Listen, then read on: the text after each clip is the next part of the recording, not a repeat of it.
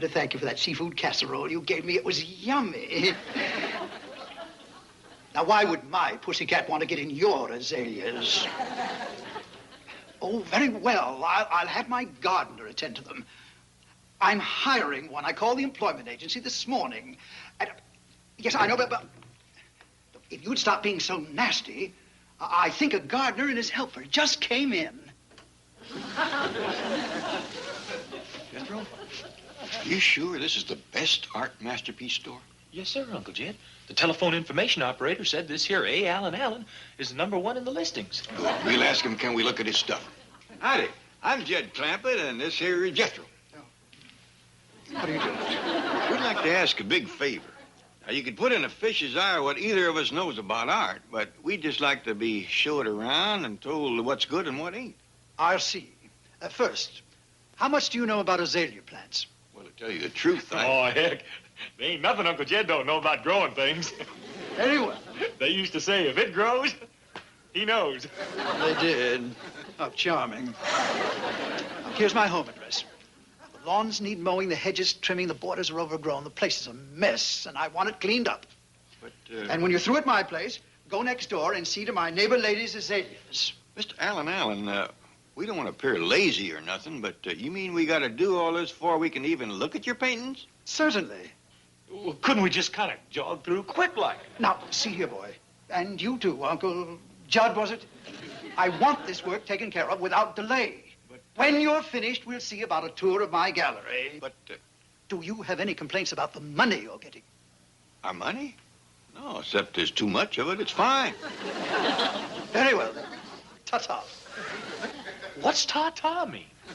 Probably got a stuttering problem. Don't say nothing.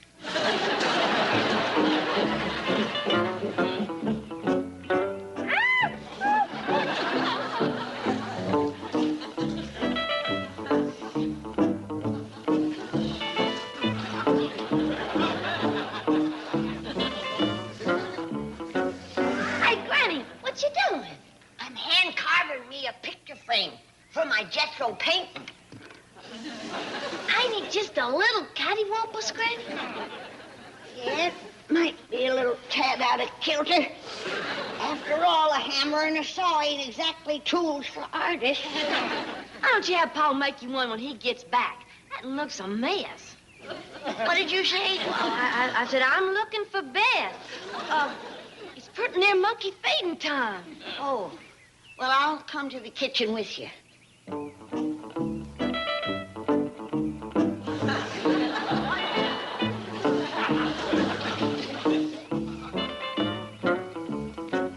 I've got to use something other than a butcher knife. It ain't no good for artistic carving. What you gonna use? I think I'll make better time with a potato peeler. Hey! You hairy little tree toad! I'll pluck you bald all over. Look, she ruined it. She spoiled my masterpiece. Why did she do it? Why? Well, Granny, I reckon Bessie don't know much about art, but she knows what she likes. There goes my chance to be world famous. There's only one of those in any artist. Sorry, Homer. At least Miss Drysdale still got a chance of winning. It's a pretty fair likeness of some blue bananas. Bananas! That don't look no more like bananas than that statue of hers does a man. Is that what that junk heap's supposed to be? Well, she just might as well cover it up and forget it. Ellie, you said cover it up. Ellie, you and me is gonna fix Miss Drysdale's statue. Fix it? Well, I bet you Miss Drysdale won't even let us near it. I bet you Pa won't like the idea neither. I'll bet you're wrong, 'cause nobody's gonna know that we is doing it. Come on.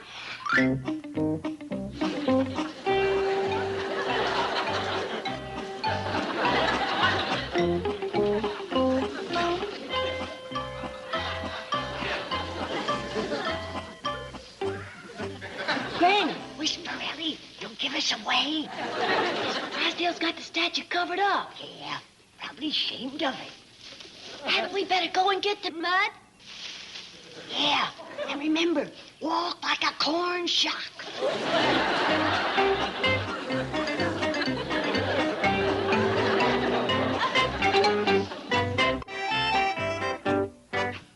sick of mowing grass. I don't think I'm ever going to eat greens again. Cut 4 or 5 acres. Too bad Mr. Allen's yard wasn't marked off better. Yeah. If that ball hadn't hit me on the head at the 9th hole, I'd still be mowing that golf course next door. Well, twixt that and the 2 yards we cleaned up, I believe we've earned our favor from you, Mr. Allen. Oh, Mr. Clampett, there's been a terrible mistake. The employment agency called. I checked and phoned my house, but you'd already gone. Oh, it's awful. A man like you, a man with all your money mowing my lawn. Don't worry, I think we've done a pretty good job. It's not that. What can I do for you? Oh, my gallery's at your disposal. Well, we's looking for a real good painting to buy. The best one you got. Oh, well, I have just the thing. One of our most celebrated artists, Juan Hypo.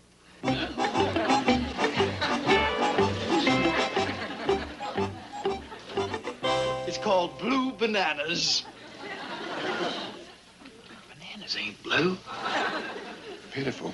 Looks like something a monkey would paint. It's priced at only $1,500. Well, we were looking more for painting of something real. People. Maybe a horse. Ah, you mean a painting of Van Gogh, Toulouse-Lautrec, Cezanne, Modigliani. That's an awful long name for a horse. You know, I think I have just the thing for 2 gentlemen. High sophistication, obvious refinement, and artistic savoir-faire. Yeah, but what about us? Oh, I meant you. I have something in the back room I've been saving for a special customer. It's a genuine Rembrandt. Hey, Uncle Jed, I heard of Rembrandt. He's that guy that made the movie about. The little bitty French fella. Any painter that's good enough to get a movie made about him ought to be good enough for us. Go tell him we'll take it. Well, I want to thank you again, Mr. Allen. Oh, it's one Allen. Oh, excuse me, Mr. One Allen. Well, bye. It's been a pleasure doing business with you. Oh, the pleasure's been all mine, believe me. Ta-ta. Too bad. It's just that one word gives him stuttering trouble. Something. Well, let's go. That is, as long as you're sure we got us a genuine Rembrandt. Don't worry, Uncle Jed. As you get better educated, you just know these things. Besides, it's signed right down at the bottom, big as life, Sam Rembrandt. Yes, Mrs. Drysdale, as chief judge, I can say your Karl Botch sculpture will probably win the award. It's not often you see a botch like mine. Yes, all right. I'm a great admirer of Karl's. He's so modest about his work. Says he owes everything to a painter he knew as a boy. A chap named Homer Gribble. Well, I'm quite busy, and I know you want to get started with your judging. Yes, and we're so fortunate to have Mr. Curtis for the contest. He's so astute and discerning, so clear-sighted.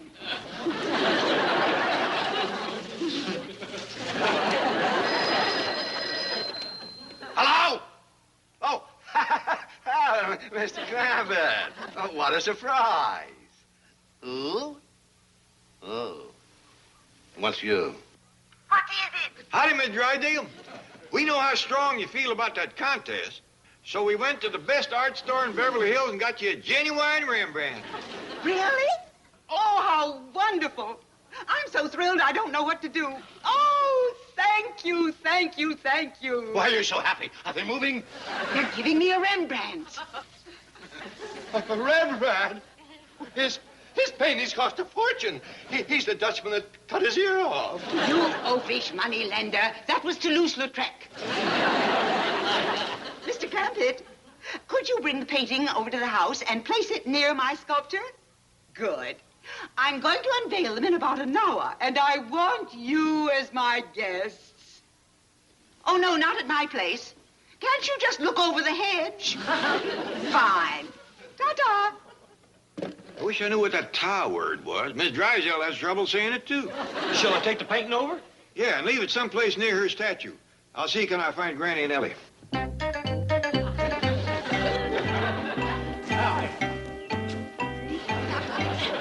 I swear them corn shocks was moving. Heck, everybody knows ain't got no corn shocks in Beverly Hills, especially moving ones. I must be seeing things.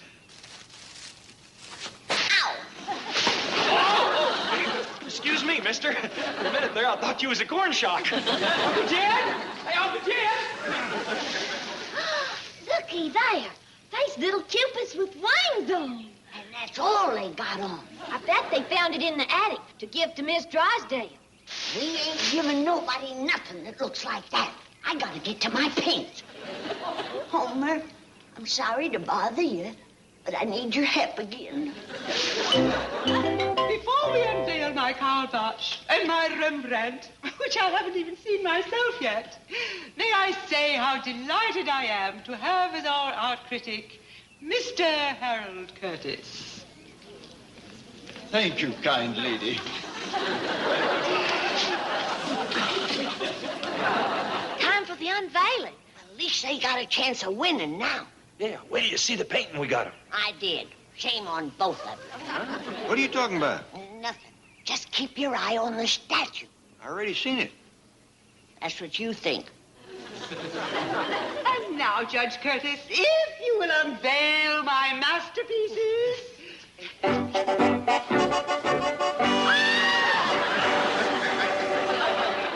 My original botch and my Rembrandt.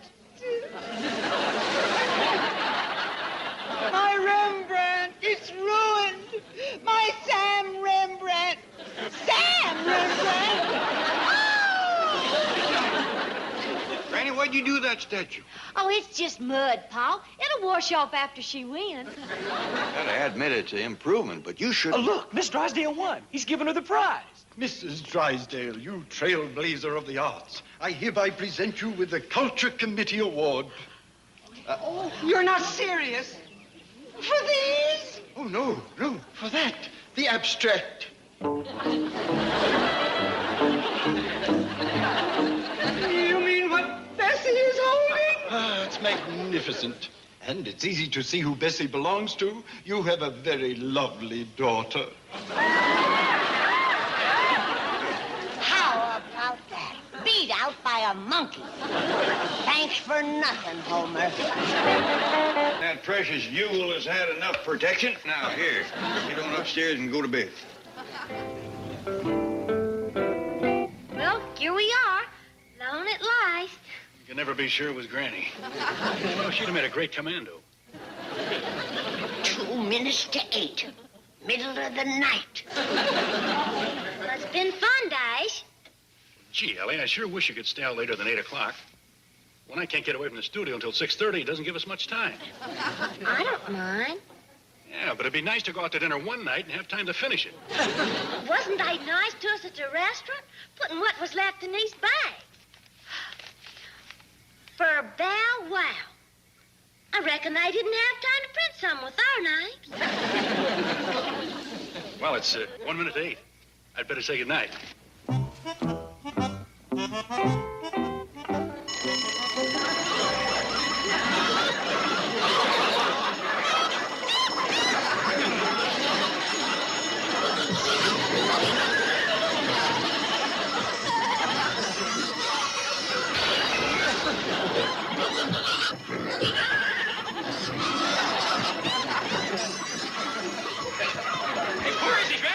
Chicken thief!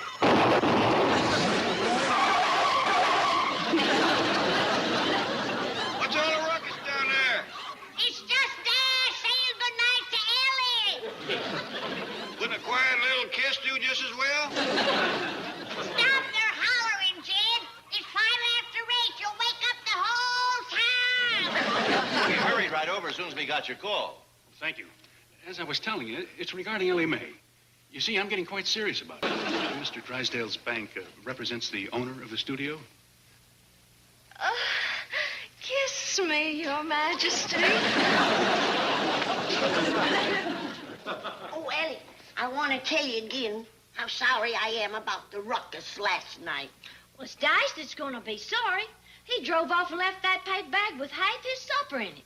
Well, I want you to know I had your best interest at heart. If you're ever going to be Mrs. Dash Riprock... Well, I don't want to marry Dash. You don't? Why, the fella I marry's going to wear patched-up overalls and live in a little old log cabin in the hills with a bit of rocky land where we can raise some turnips and a pig or two. as old as she is, and still thinking she can grab off a prize like that. Jane is in the parlor. She says Dash is coming by to see you today. For a little while, he said. Good. Now I'll go out and start selling her on Dash. And after a little while, you come in and help. Yes, well, this'll be easy. I hope so. Because selling him on her is going to be harder than peddling a hairbrush to a hedgehog. And he's polite.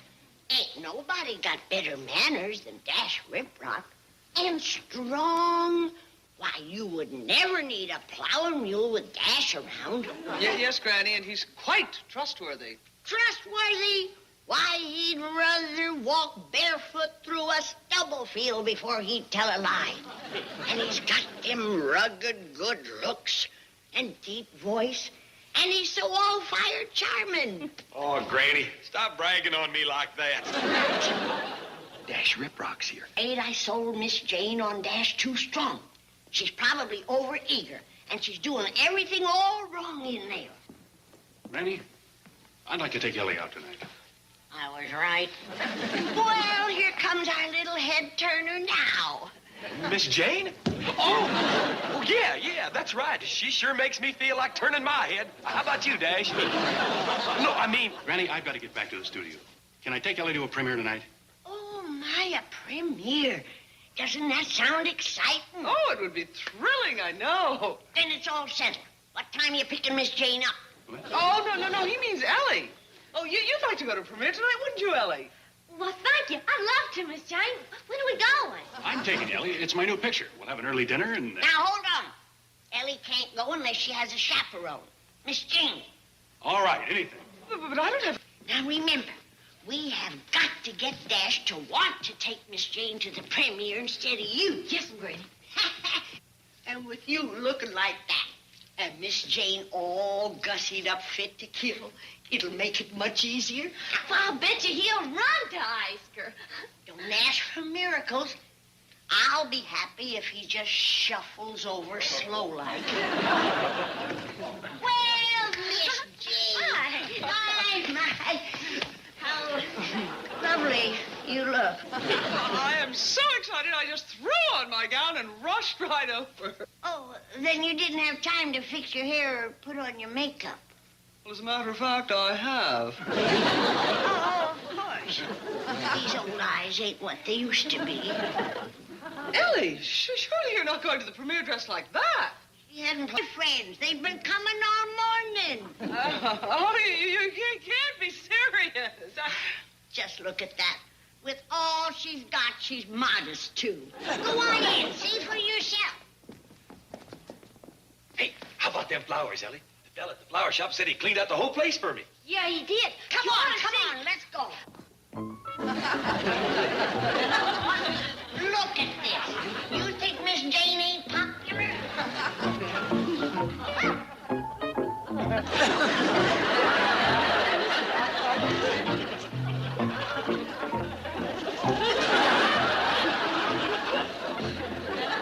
Looks like the flower store got a little mixed up.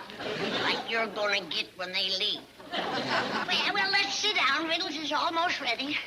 Light the candles, Dash. Before I start, you gotta do me a little favor. Sound like one of those movie producers. So, Ellie, I want you to start thinking about settling down with me. Well, Dash, I couldn't be happy married to a Hollywood movie star. Premieres and such just ain't my kind of life. Forget the premieres. I'll give you any kind of life you want. Just name it. First off, you'll have to give up that fancy penthouse apartment. It's done. You see? Anything. I'd want to live in a little log cabin in the hills. A log cabin? Uh-huh. We'll have a little patch of ground and goat and a pig or two and 10 or 12 young'uns. Just a small family. 10 or 12. Yeah. Of course, you want to trade them fancy duds and shiny shoes for some overalls and a pair of clod crunchers. Clod crunchers? While she's out pulling a plow all day, I'd be cooking for you. Fish head stew and baked possums, hog giles. Oh, boy. Well, Ellie, it certainly sounds interesting. Oh, and one more thing. I'd want to call you by your real name, The one you went by back in Peoria. You mean... Homer Noodleman. Right. I want you to have some time to think about this, Ellie. Why don't I call you in a couple of years? Sure, Homer. You look double dandy, Miss Jean. Camille did her best. Ellie isn't going to the premiere, Granny. I'll have to go without a date. Here's your date. Of course, I don't know what I'm going to say to Rudolph Valentino. Granny, if anybody can talk to Rudolph Valentino, you can. Don't worry. It's all a bad dream anyway. Dash! Wait a minute, Dash. Where's my date? He's right behind you. Ready to go to the premiere? Put pants on to cover the long johns. I'm going to the premiere with him? You've got to be kidding. Hey, come here. His uncle owns the studio. Oh, kiss me, Your Majesty. Come on, let's go.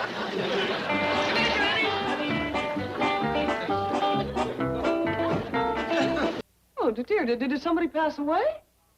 It's worse than that. The stock market.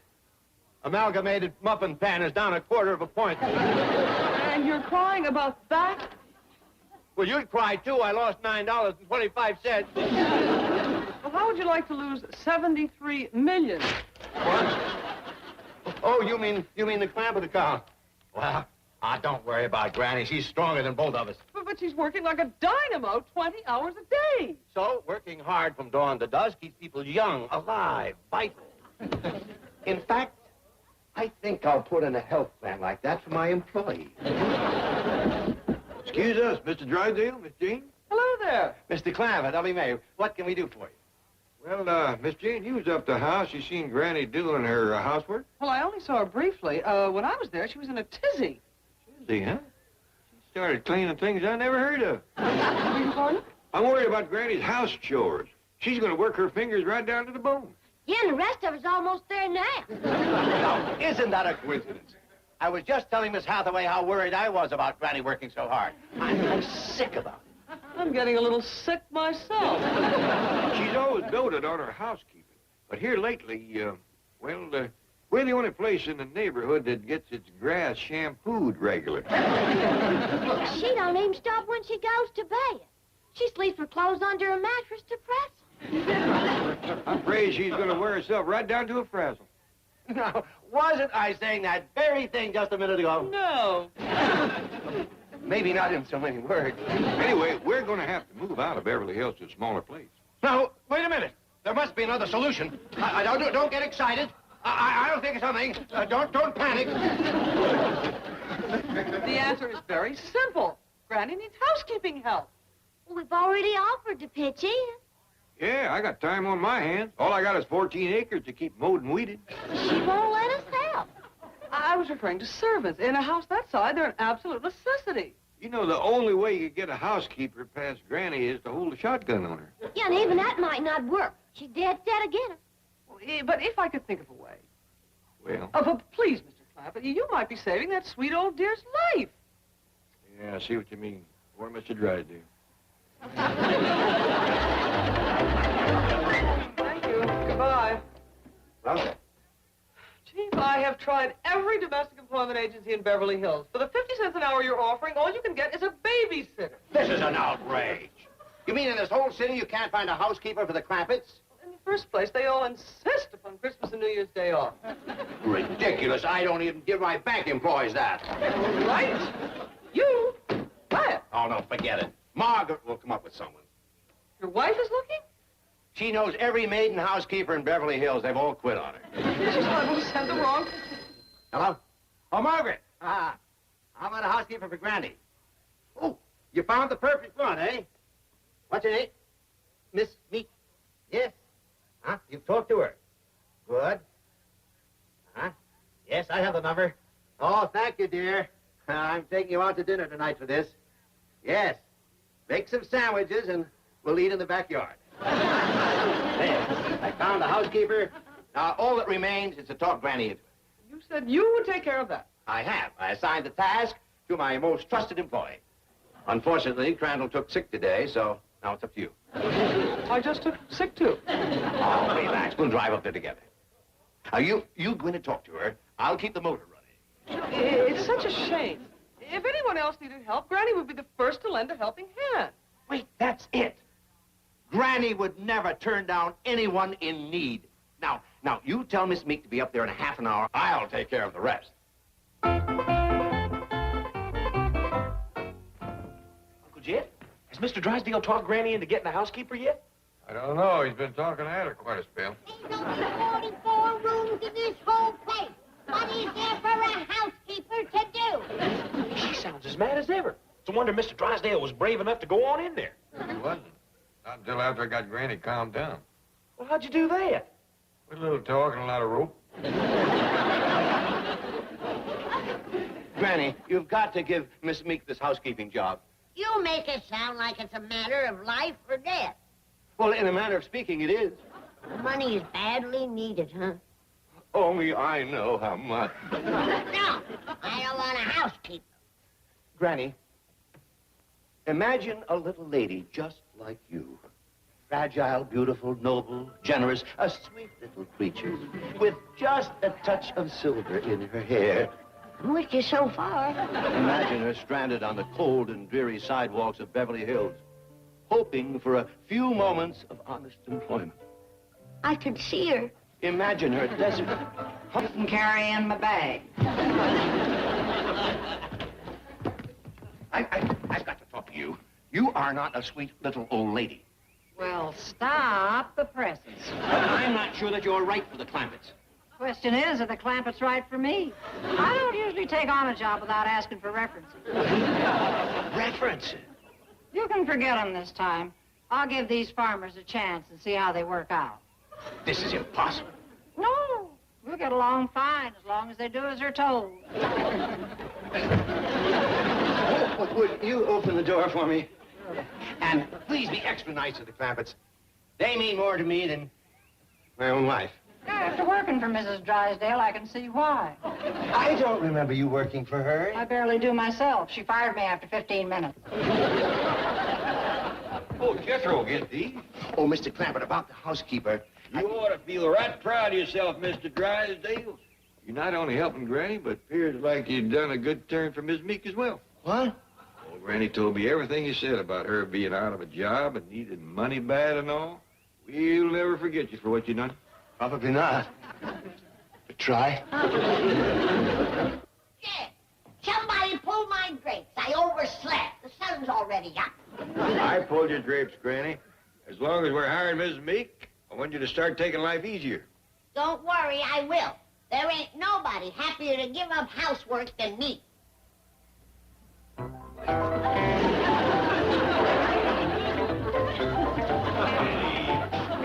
Housekeeper will do that. Yeah.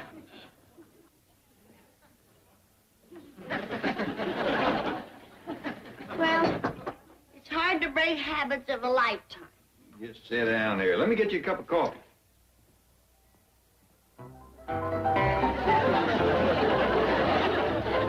Granny, will you get a hold to yourself? I'm through. Jed, look over there.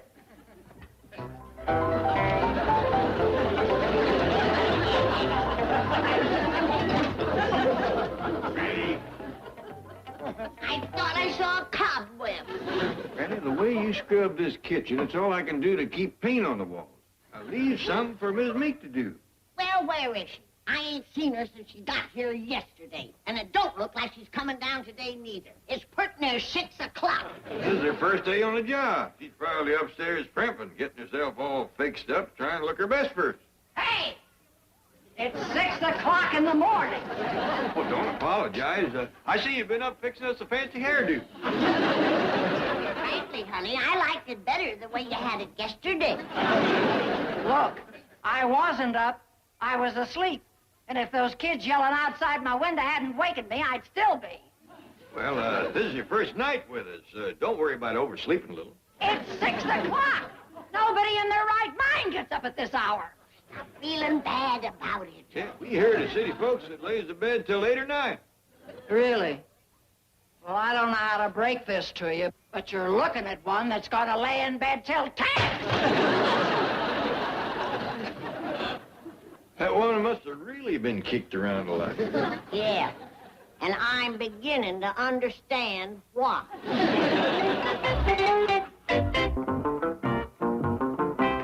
Chief, what happened? You look as though you've been up all night. Only because I have been. Worrying about the Clampetts leaving. But you got them a housekeeper. That's why I've been worrying. My wife double-crossed me with that Miss Meek. Oh, no, you mean... She has all the charm and tact of a hangman. And I'm the one that's getting hung. Drive the Clampetts back to the hills. Their millions will go into their hometown bank. That empty lard pail in Luke Short's general store. Why don't you fire Miss Meek? For a good reason. I'm afraid of it. Well, I'm not. Cut out the black belt baloney. This is going to take more than brute force. The Clampetts think she's a hardship case. Aha! You lied to them. It is said that men who twist their honor for money find themselves without either. It is also said secretaries who preach to bosses find themselves without jobs. Oh, all right. But are you going to just stand here and let this happen? No, I may sit and cry a little. If you can't fire her, maybe you could lure her away from the Clampetts with a better position. Yes, something with higher pay and more prestige than a housekeeper. Of course, that lets out anything down here at the bank. Say, I know of a good job. As tough as she is, she'd make a terrific guard. Oh, Chief, not a guard for the bank. No, for the Los Angeles Rams. Oh, Miss Meek, you're up. I wondered if you was going to make it. You got any coffee? Sure. Just push them cucumbers out of the way. Would you like some breakfast? Or at this hour, would you rather have lunch? I'm going to go do a little housework and then I'll have a bite. Hey, you're the boss. I got everything ready for you. Made up a kittle of my own pine tar and possum fat furniture polish. Nothing shines better. Smells worse. Anyhow, I don't do polishing. Oh, I see. Well, I'll do it. Hey, you can start scrubbing the kitchen floor. Scrub this floor? Oh, yeah. I keep it so clean you can eat off of it. With Jethro around, you gotta be ready for anything. Did they tell you? I don't scrub floors. Well, I'll do it. You can commence washing the walls. I'll wash walls.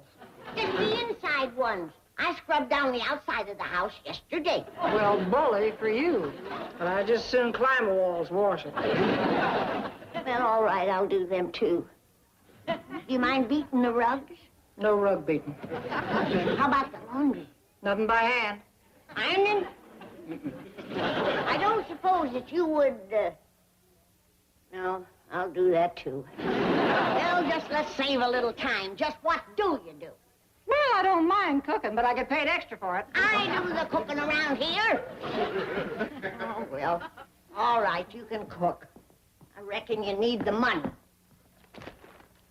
Why don't you do something with these hog jowls, grits, and collard greens? I don't take out garbage. Now, just a damn minute, miss. This here's my chicken Miranda. And as my way of welcoming you, I want you to have her as your very own. Well, gee, thanks. I love stewed chicken. Well, that here ain't for stewing. She's too old to fry. Right, Randy, tell the other. I feel like getting my heavy work out of the way. I'm going to dust. Boy, Granny, did you hear the way she talked about my chicken? I'm starting to get hot under the collar. You're getting hot under the collar.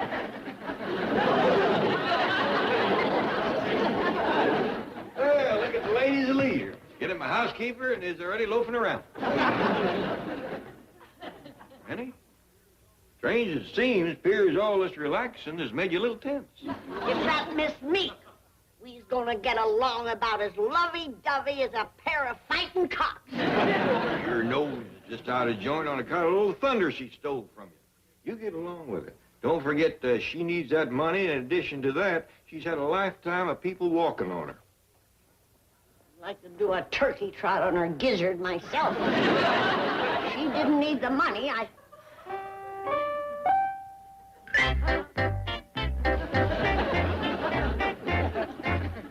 that the way you dust? Sure, it's my specialty. It's me. I know why you're here, and I'd like to do something about it. Okay, shoot. Don't tempt me to nothing. My share of Jed's money is $15 million, and you can have it all if you'll just leave and go help some other poor old woman and leave my housekeeping to me. $15 million? Are you kidding? Most of it's in the bank, but I can give you a down payment of what I have in my cookie jar. Wait a minute. This is play money. No, it ain't. It's the real thing. 100% Confederate. What? Of course, it's all the Confederate I got. For the rest of the $15 million, I'll have to give you a different kind of money. Great. And what can I buy with it? Park Place and Boardwalk? My Granny, look at that Miss Meek work. She just don't stop, does she? No, not even for money. I don't think she'll make a good housekeeper for you, Jed. She ain't up to my standard. Oh, she's up to mine. She seemed to be doing a real fine job. Now, I'm going to walk down to Mr. Drysdale's and thank him. When I come back, I want to see things different around here. Don't worry. They will be.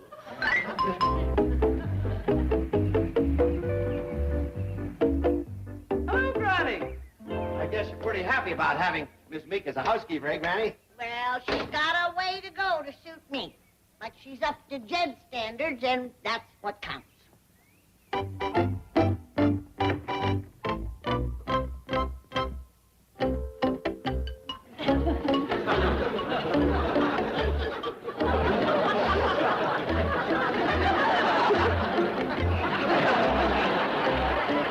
what happened here? Well, Jed, without the right care, a house can go downhill awful fast. Of course, maybe I'm too finicky. What do you folks think? This is terrible.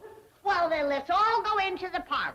We can shove the dirty dishes off the sofa, and all we have to worry about is the dust. Hey, Mr. Drysdale! Would you mind getting my bags upstairs? I'm quitting. I found me a better job. You can't quit now. You've got this whole mess to clean up. What mess? Looks fine to me. Not a better job, huh? After all the effort I made to find it, I may as well tell you there's an opening for a jailer at the Toronto Maximum Security Prison. Not anymore. I just took it. It ain't just the money. It's a chance to do something I really enjoy. Well, I reckon it's up to me to clean all this up. Well, we'll all help you, Granny. I'll clobber the first one that raises as much as a finger. Oh, I got joy, joy, joy, joy, down in my heart, down in my heart, down in my heart. Oh, I We'll find another housekeeper for Granny right away. Forget it, Mr. Drysdale. Anything that makes her that happy is probably good for her. Oh, I got joy, joy, joy, joy. Granny, you certainly seem to be having fun. Yep, almost as much as I did when I messed it up. Oop. Guys.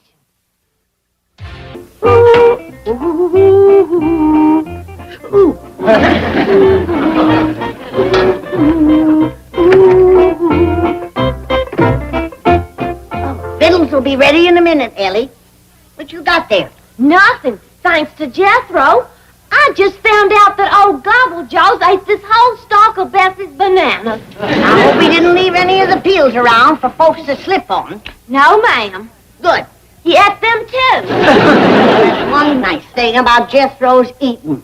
Very little waste. Bessie's sure upset. He's got that monkey biting all 4 sets of fingernails. Well, he'll be out of her hair and bananas directly. How come? Your pa's setting Jethro up in business. Oh, fooling. What kind of business? I don't know yet. He and Jethro's out front right now, talking heart to stomach. Sit down, I'll tell you what I want to talk about. But you can't just wait till after, Vittles. I'm starving. I ain't had nothing to eat since breakfast but a few bananas. Wait, boy, this is important. Jethro, the time has come in life when you and I ought to sit down and discuss... Uncle Jed, you ain't gonna lecture me about the birds and the bees, are you? I'm a sophisticated international playboy. I know all about that stuff. Well, what I had in mind... Forget it, Uncle Jed. You can't tell me nothing about the facts of life. Well, that's comforting. Yeah, I'm what you call a swinger. For instance, you know how I used to think that babies come from under cabbage leaves? Yeah, I remember. Well, they don't. They don't? No. That's just a story they tell little kids. How they really get here is where the birds and the bees come in. You see, there's this great big bird called a stork. Don't stop me now. At your age, you ought to be hearing me. Anyways, this stork swoops down and picks the babies up by the diapers and then slides them off the end of their beaks down folks' chimneys. They do. But that's the bird's part. I ain't quite figured out where the bees fit in.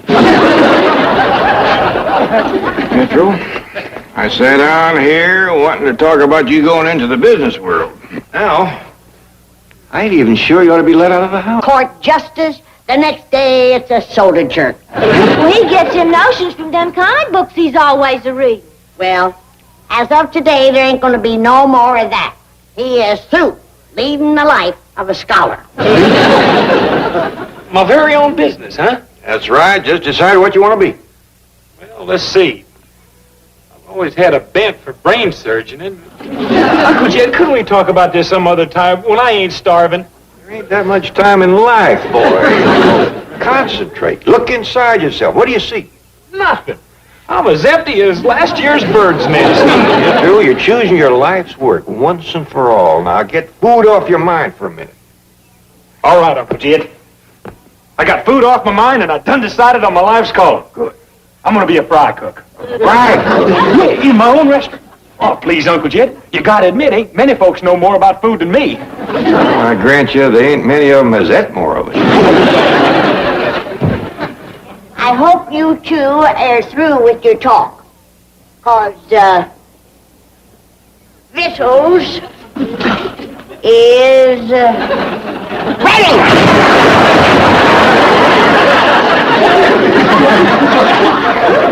Well, these ways he ain't a finicky eater. Be easier on that door if he was.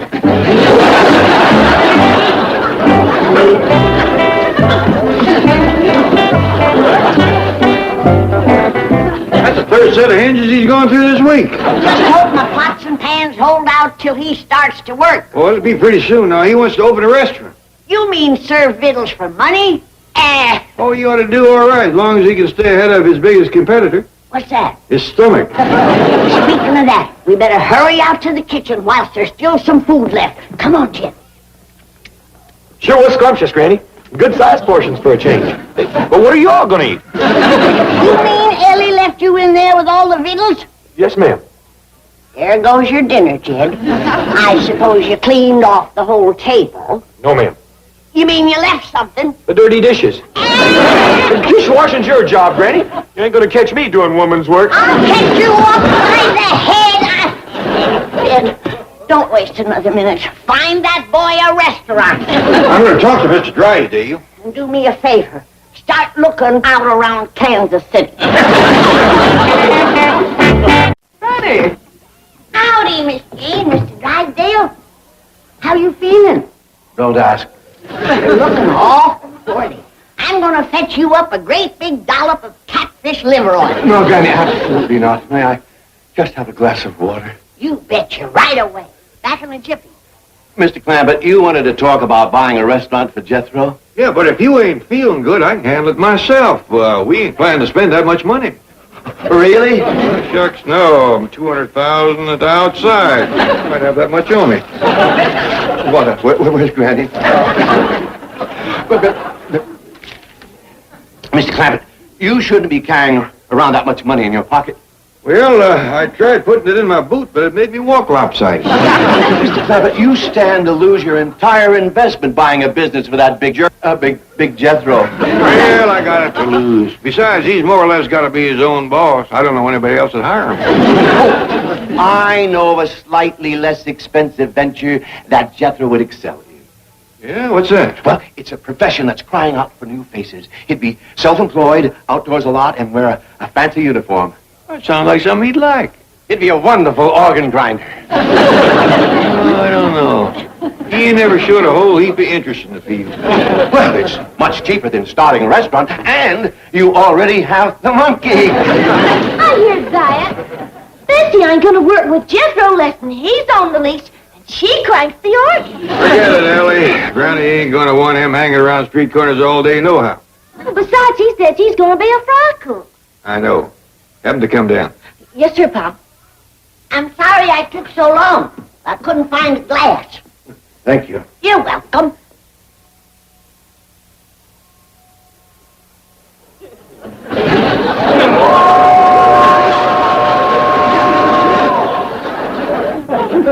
That put the blood back in your cheeks. Forced a little into your eyeballs, too. There's supposed to be water in here. There is. Drop or two. But it's mostly rheumatism medicine.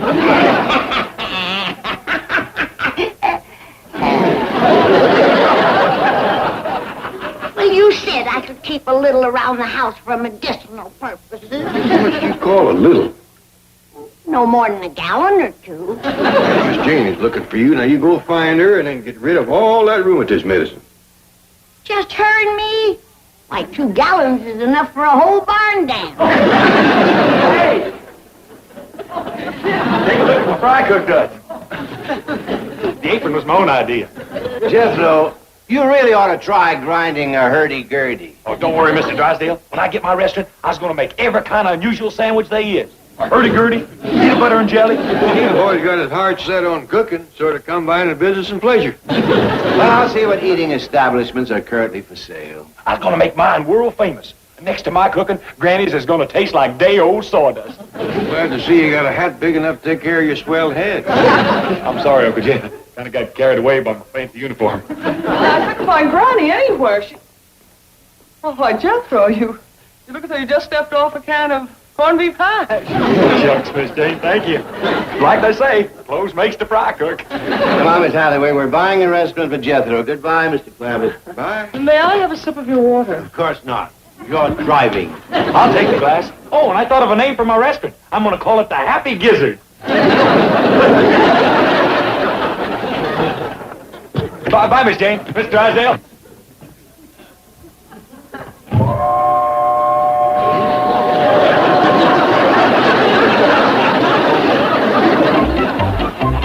Uncle Jed, where's Granny and Ellie? I want to show them the new restaurant Mr. Drysdale got me. I'll hurry him along. Where's the rest of your chef's outfit? Got it in here. Didn't want to get it smudged. Granny said she'd be right out. She had to bring something from the kitchen. Here she comes back. Granny, where are you going with all that stuff? Mr. Drysdale said my restaurant was fully equipped. Besides, even if it wasn't, he said it's right at Restaurant Row. I sure don't want to show up there with a bunch of beat-up old junk like that. All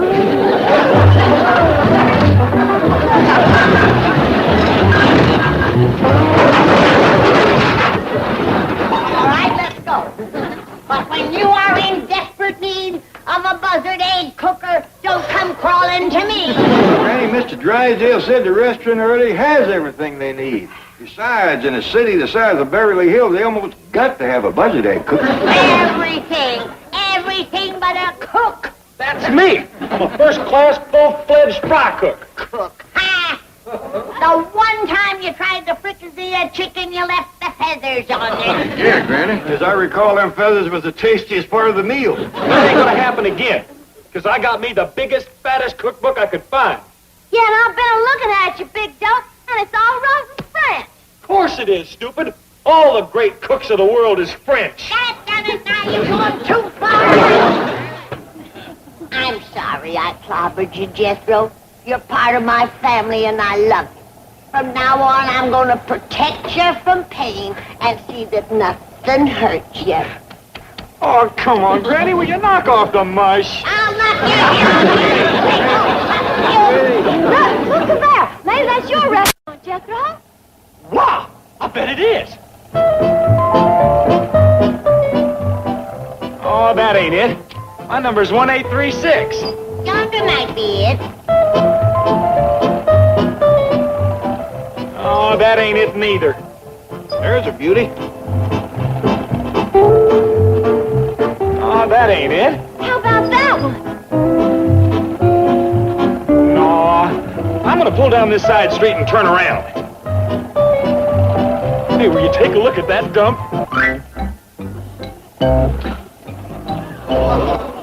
I've seen better looking chicken coops. Boy. That place wouldn't make decent looking firewood. Boy, that's your restaurant. I bet it's plumb elegant inside. They've seen it. They're coming back. Please tell Jethro you made a mistake, that you'll find him something better. Are you kidding? How many restaurants in this town rent for $35 a month? Howdy, Miss Jane, Mr. Drysdale. Come in. Oh, I know you're going to love this place. I'm just nuts about it. That explains it. A body would have to have a bend in the brain to buy this stuff. Hurt his feelings. This place has got everything. Oh, electric light, running water, things even a griddle. Hey, look at this, it's all ready to go. It is? Yeah, there's almost half an inch of grease on it. All right, Jethro, the rest is up to you. You've got a beautiful little spot here loaded with atmosphere. Goodbye, Mr. Clavitt, Granny. Oh, no need to thank me. It's been my pleasure. Bye-bye. Don't say nothing to Jethro, but this place ain't worth no $200,000. Beverly Hills property comes high, but it does seem for that kind of money they ought to throw it in glass for the window. Probably that newfangled air conditioning that folks out here's always bragging about.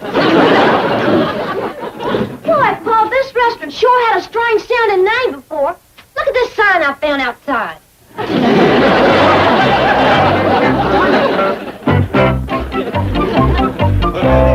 By now, Jethro ought to have his restaurant all stocked up and open for business. Yeah, it didn't take long cleaning it with all of us pitching in. I bet your Granny's happy not having him here for meals no more. What's for supper, Granny? Nothing. Nothing? I forgot how to fix for 3 people. I'm used to having just... Yeah, you get used to it again. I don't even want to. There's no challenge. What you mean, Granny? Well, with Jethro here, every mealtime was a kind of a test for myself. To see if I could cook enough to fill that bottomless pit of his.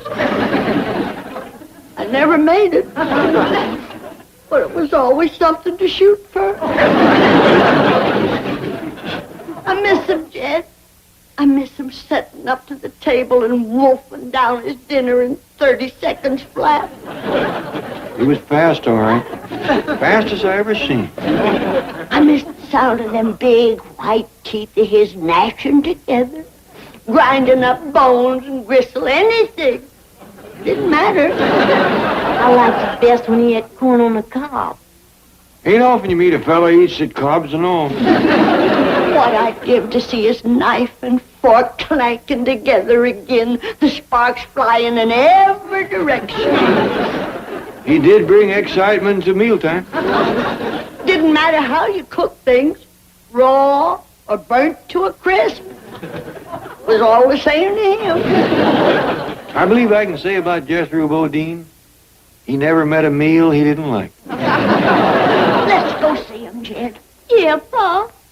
Well, he's got the truck, and it's pretty near 10 miles down to his restaurant. A short walk is good for the circulation. Come on. I wanted him to go it alone for a spell, but I'm beginning to miss him myself. I'll just get a few things together in case he needs them. Well, now, let's stay out of his way. He's probably got his hands full taking care of paying customers. Gee whiz, where is everybody? 4 hours without a customer. What could I have done wrong? Got the location, a snappy name, new glass in the windows, plenty of victuals, hot griddle. How can they stay away? Hot dog, my first customer.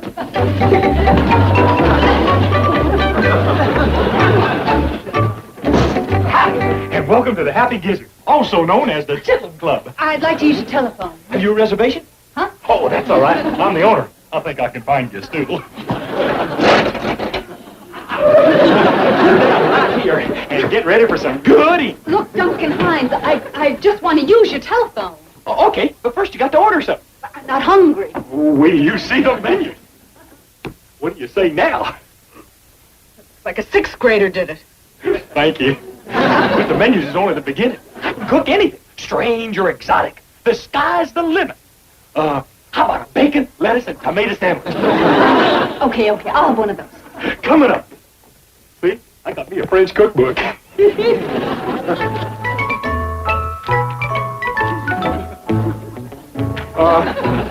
Wouldn't you just as soon have a hamburger? Okay, a hamburger. Gotcha. My griddle's all hot. What would you like on that, beautiful? I wouldn't laugh. There's a lot of danger in this line of work. That's the third time I've done that today. My hand ought to be medium rare by now. Hey, look, where's your phone? Oh, hold on. I'll get your hamburger. Have a glass of water while you're waiting.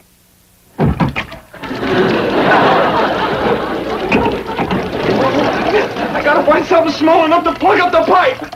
How about your brain? I got it, a carrot.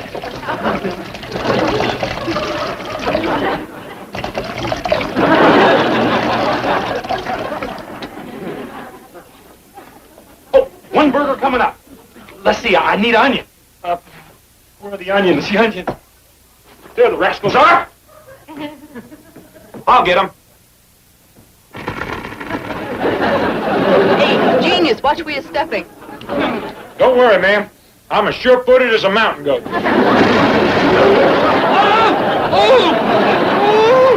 Doggone, my best hair! My soul's done been fried to a crisp. Didn't do my foot a whole lot of good neither. You wait right there now. I'm gonna get them rascals.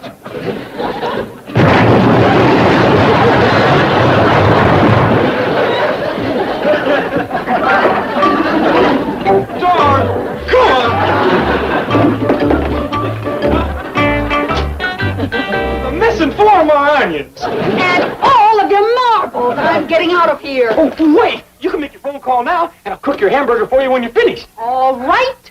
Where is the phone? Get on the truck. Truck! I want to use your phone. You can, but I got to drive you up to my Uncle Jed's. I ain't got one here. Oh! Forget it.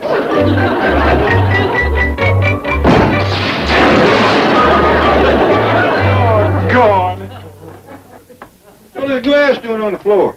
My windows got broke, and so did my spirit. Streetcar conducting's looking good to me right now. Now, take it easy. Everybody has to fall a time or two before they take the first step. I will grant you, you appear to have stumbled more than most. I don't even feel like cooking for nobody now. I don't even feel like eating. That is serious. It was a good thing we decided to happen by. Hi, Granny, Ellie. We were just in the neighborhood, and we decided to look in on you. He walked all the way down here, wouldn't let us help her carry a thing. What are you doing with all that stuff? Hey, you never know when you're going to find a little cooking to do. And I'd hate to be caught without my own tools. You can relax, Jethro. Jane brung along a buzzard egg cooker. Presentation. Viacom. The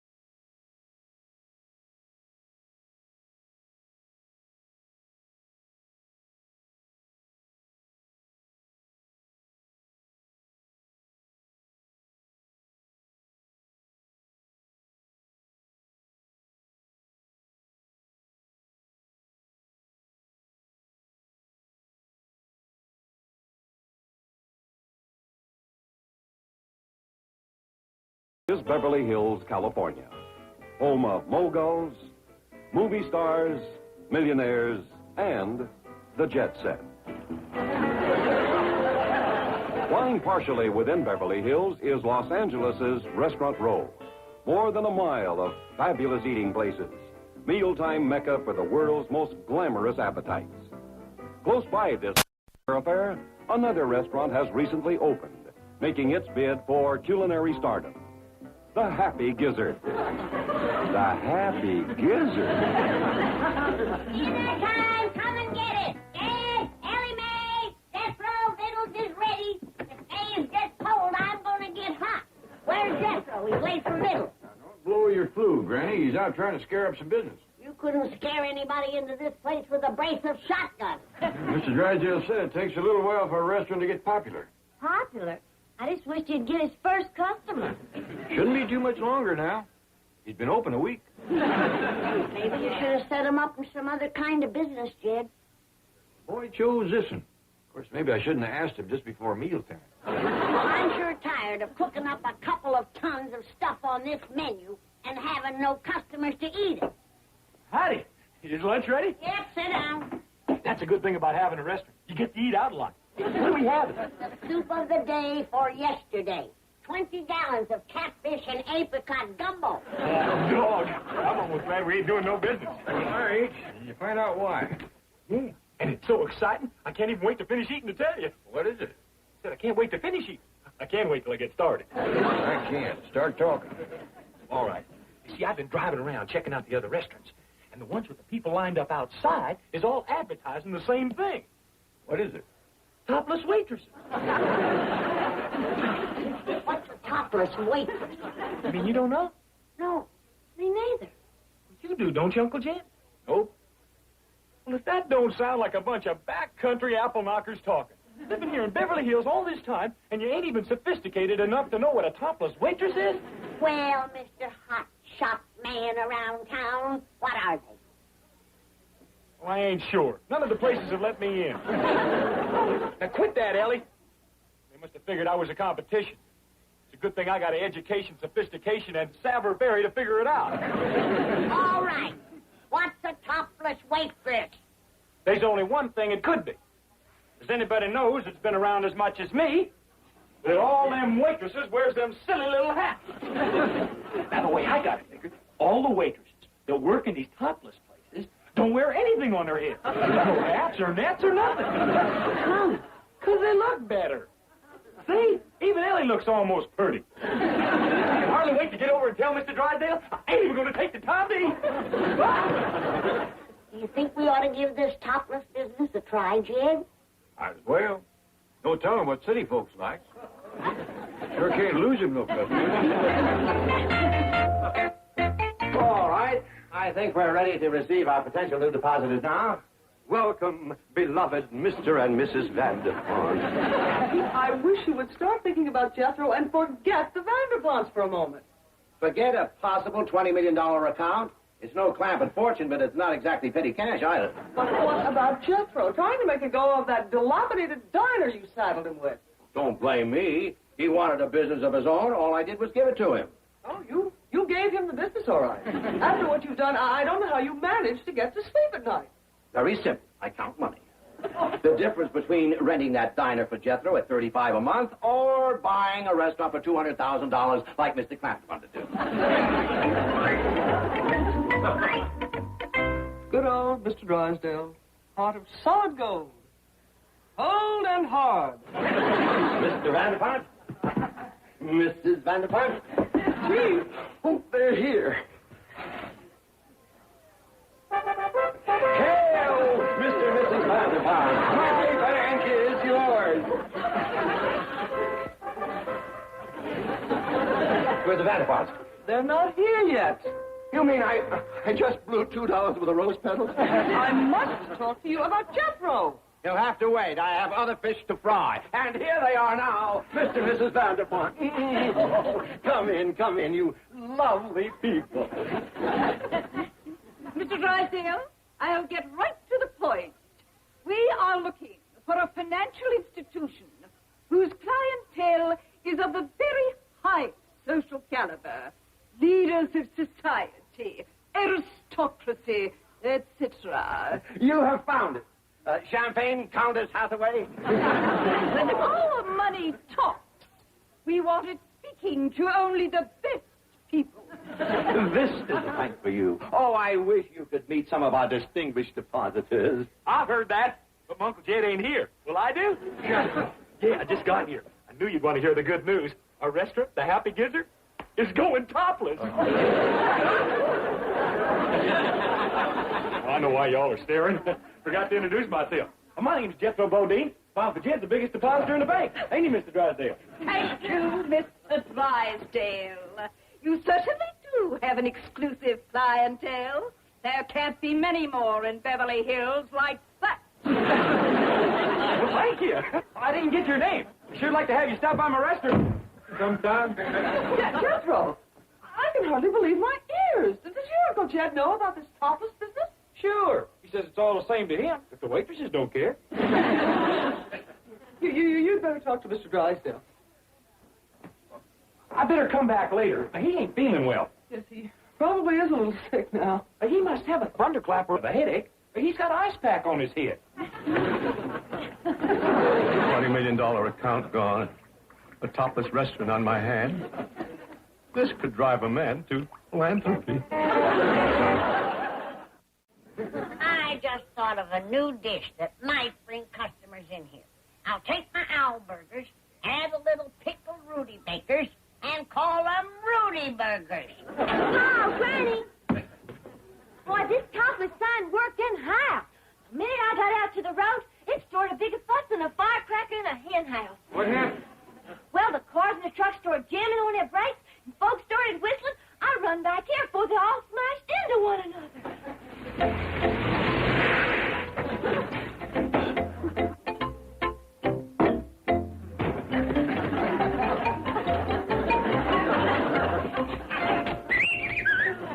Oh, Scooby-Doo, there you are, you cute little tomato. I blew a head gasket over you. Don't you get fresh with me, you big wolf. Granny, you're making a mistake. No, I ain't. I know his type, spouting all that love poetry, dress fit to kill.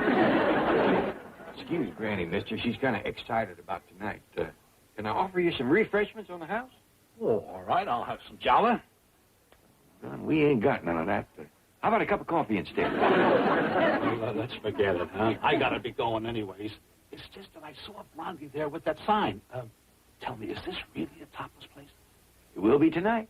Oh, great. I gotta make the midnight run to Fresno. How about saving me that stool for around 11 o'clock, huh? All right. And maybe by that time we'll find a Java to cook for you. Well, it's not the food I'm interested in as much as the service. The waitresses, if you get what I mean. I sure do. And you're in luck. At 11, Granny has a duty. The little lady.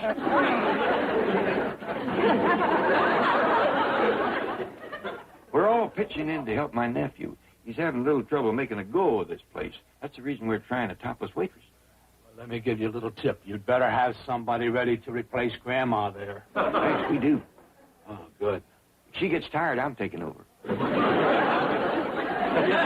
Well, lots of luck. And if sheer courage can do it, you got it made. Otherwise, you're in big trouble. What did he tear out of here like that for? I don't know. He said he had a midnight run to Fresno. Could be he wants to get his legs warmed up.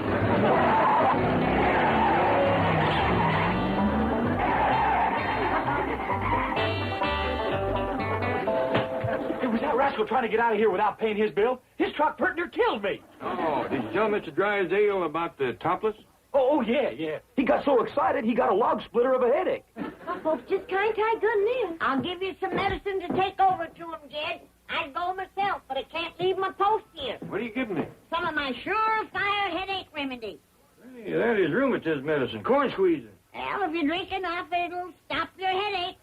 If you drink enough, it'll stop your breathing. Well, it's even safe for city folks if they follow the prescription. What prescription? 3 fingers of remedy in a glass, add water, ice cubes, twist a lemon, and sift your head off. My dear Mr. and Mrs. Vanderport, you can't know how happy I am that you've reconsidered. How could we refuse when you threw yourself right in front of our car in the middle of Sunset Boulevard? Well, actually, that was one of my clerks. But it was my hand that pushed him. Really? But he's being rewarded. I'm letting him go home early tonight. In any case, I suppose we should meet Mr. Clapp at your largest depositor. He before we eliminate your bank as a possibility. Oh, thank you. Oh, do let me take care of your money for you. I'll treat it as my very own. I'll take it out every day and play with it. We'll take long walks together. I'll be more than just its banker. I'll be its pal. And I must say, your love for money borders on the psychotic. Thank you, gracious lady. Yeah, we're late for an appointment at the Merchant's Bank. We'll let you know which bank we choose, Mr. Drysdale. Have dinner with me tonight before you make a decision. All right, if you release my wrist. You're bending my bracelet. Perhaps then we can meet Mr. Clampett. Well, I think he might be in Europe. But take my word for it, he's not like his nephew. But Jethro's a bit... all that inbreeding. Royalty, you know. But Mr. Clampett, he's every inch a multimillionaire. Tall, broad-shouldered, silver-haired, with just a trace of an accent. Howdy. I bring you a headache remedy. There's something I forgot to mention. Jed Clampett is also a world-famous physician. Eccentric, but a fantastically brilliant doctor. I must talk to him. I've been to 100 specialists seeking a cure for my migraines. How are you, Mr. Drysdale? I hear you're feeling lower than a well-digger's heel. Oh, how good of you to come, and all the way from Europe. Huh? But I'm feeling wonderful now. Oh, well, good. Then I won't bother to leave this headache remedy. Oh, I want you to meet Mr. and Mrs. Vanderpont. Oh, howdy. How do you do? How are you? Well, now that you ask. I've got a little pain right here, and I haven't been sleeping well, and my liver is not what it should be. Then, too, I've always been bothered with migraines. Well, it's a pleasure to know you so well, so soon. Well, as long as Mr. Drysdale doesn't need it, do you mind if I take along your headache remedy? Well, I don't know about that. Oh, thank you, Dr. Clampett. We'll see you at 7:30, Mr. Drysdale. Oh, but man, I ain't no doc. Be sure and follow directions on the... I want to thank you again, Miss J, for coming over and clearing us up on that topless business. Thanks, Miss Jane. Now, you'll tell Ellie right away, won't you? Oh, I'll tell her as soon as I can. She ought to be ready to hear it in about 3 or 4 years. I didn't understand how come my giant brain come up with the wrong answer. That's all right, darling. Even computers make mistakes. Yeah, geniuses, too. Thomas Edison goofed a few times before he invented the airplane. So Thomas Edison made the first light bulb. See? That's what I mean about goofing. Imagine coming up with a light bulb when he's trying for airplanes. Yes. But now we must think of a new way to make the Happy Gizzard a success. For example, I definitely feel we should change the name. You're right. It ought to be something that makes you hungry the minute you hear it. Like the boiled mule. The Happy Gizzard isn't bad. Well, one of the problems is the food we serve. What? Granny Jethro was referring to the menu. After all, Beverly Hills is a very cosmopolitan city. And look at this. Southern fried muskrat. Stuffed groundhog. Corned beaver and cabbage. That's right, Miss Jane. You see, in a city this size, well, you can get victuals like that at almost any restaurant in town. What my place needs is something different.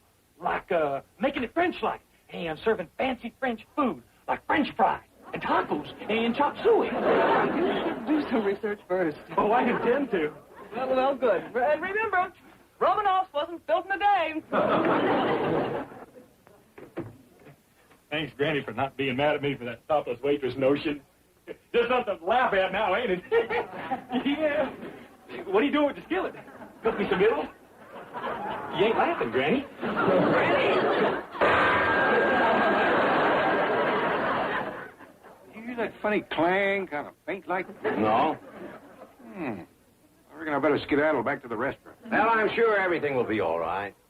Too bad about Jethro. He was all a tingle over the grand opening tonight. Yes, I wish there was something I could do. Well, there is. You can bring the missus and come over to the restaurant for supper. Oh, that's impossible. Margaret's in Boston, and besides, I'm taking the Vanderpunts to dinner tonight. It means a big new account for the bank. Well, I understand. Got to do it up brown, huh? Yes, sir. Oh, bring him along. What? We'll kill him with kindness. Put on a big spread. Mr. Clampett, you don't mean... No trouble. The place ain't exactly swamped with customers, you know. I can't. The Vanderpump... Well, I'd consider it a big favor on my account if you would. Your account, yes, but... Now, don't race your engine. Jethro will be pleasured no end. Now, don't disappoint us. Granny's cooking up something special. Yeah, my goose. Okay,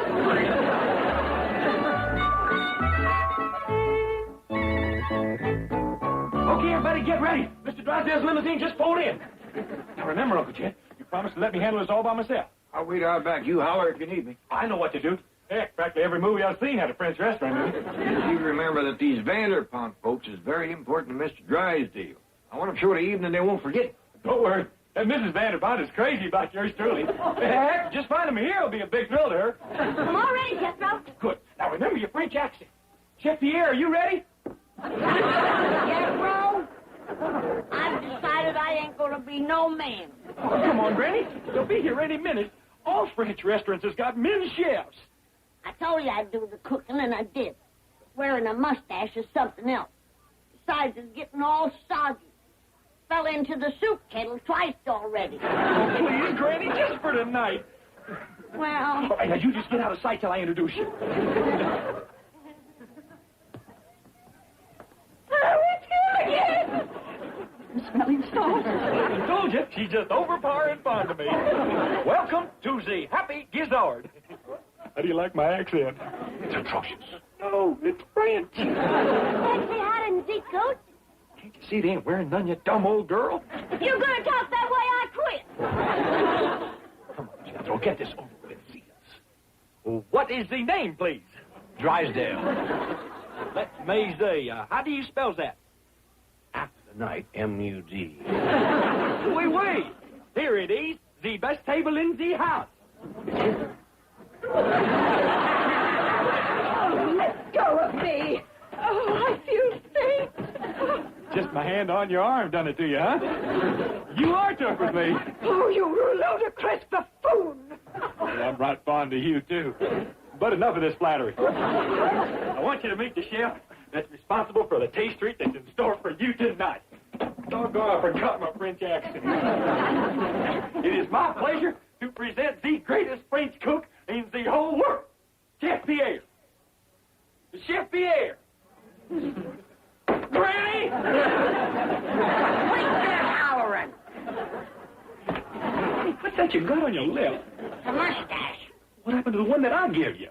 Told you it was all soup soaked. The dog out back snatched it out of my hands and run off with it. Granny, that looks like part of a vegetable brush. That's what it is. Oh, Granny. I got a whole meal cooked for them folks. Better not let them out of here before they eat it. Hey, wait. You can't leave yet. Hey, Granny's been cooking all afternoon. Hey, take a look at the menu I planned for you. Vichyssoise, bœuf bourgogne, pomme au gratin, crepe Suzette. We ought to try it. Granny's an excellent cook. Well, I am starving. Here it is, digging. But this isn't bœuf bourgogne and pomme au gratin. It's... Grits and hog chop. Grits and hog chops? Granny, you said you was going to cook French food. This is better. I ain't serving company things like snails and frog legs. I'm getting out of here. Sit down, Pearly May. I'm having second. George, how many times have I told you never to talk in public? Too many. Now hush your face. I ain't stunk my choppers and grits and jowls as good as 3 left sorghum reds. You mountain folks? Darn tootin'. We live so far back in the hills, the sun set betwixt our place and town. You're supposed to be leaders of society. Yeah, once I got filthy rich with uranium, Pearly May started to talking fancy, getting high-tone notions.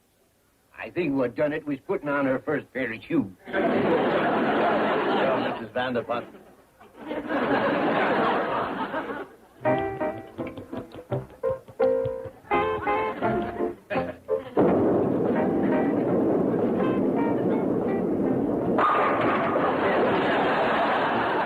Vanderpont sure had me fooled.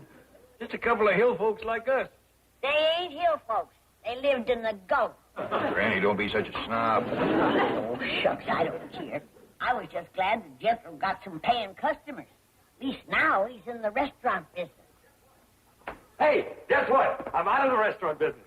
What are you talking about? Yeah, Mr. Vanderport made me an offer on a Happy Gizzard. Said he always wanted to eat a place like mine. How much? Well, $1,000 if Granny does the cooking. $100 if you don't. I hope I know what you answered him. Now, there's only one thing the boy could have said. That's right. You better get stumping, Granny. He's late for work. Nice presentation. Viacom. For me. What is it, Granny? The First National Bank of Bug Tussle. Fred James, president. That's Jesse's grandson. Jesse James's grandson was president of a bank? Yeah. It's a good thing Jesse never lived to see that. Ellie, look at this beautiful snow. Sure is pretty.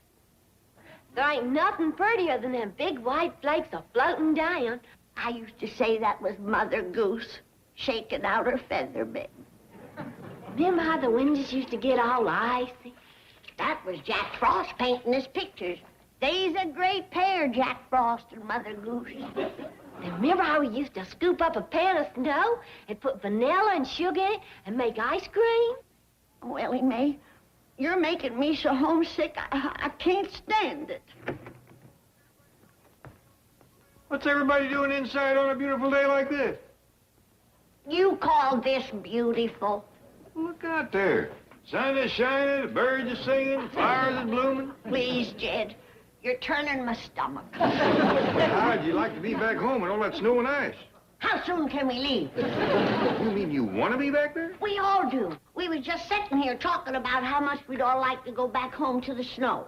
Ain't that right, young'uns? Yes, sir, Granny. Ain't that right, Jethro? Huh? What? When are you gonna learn to pay attention? We's having a family talk. What about?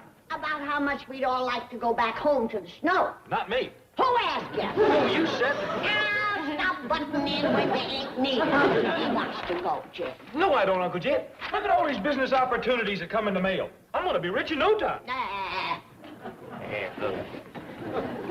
What is all this, boy? Offers for jobs. I can sell blueing house to house. Or open a worm farm. There's a fortune to be made in red wigglers. And here's another. Grow mushrooms in your own basement. Here's an offer to be a Western distributor for an Eastern buggy whip company. Jethro, get this clutter out of my kitchen. This table is for victuals. Good. How soon do we eat? I may never eat again. This California weather has took my appetite. Well, it ain't took mine. I'm starving. Yes. But, Granny... Go eat some smog.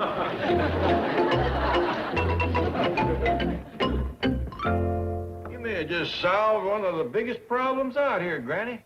If he can trap that stuff on a plate, he might just get rid of it. No mood for a joke, Jed. I'm homesick for snow so bad that I could jump in a hole and pull the hole in after. What is all this sudden hankering you got for snow? You used to hate it.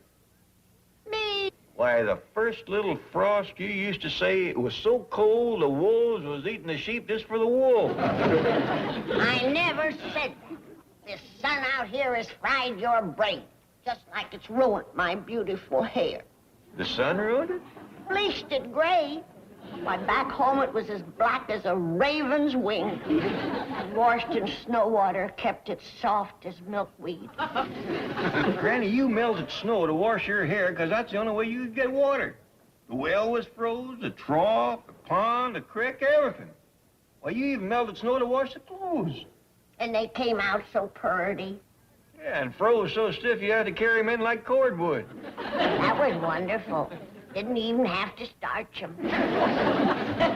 All right, I give up. If you say you love snow, you love snow.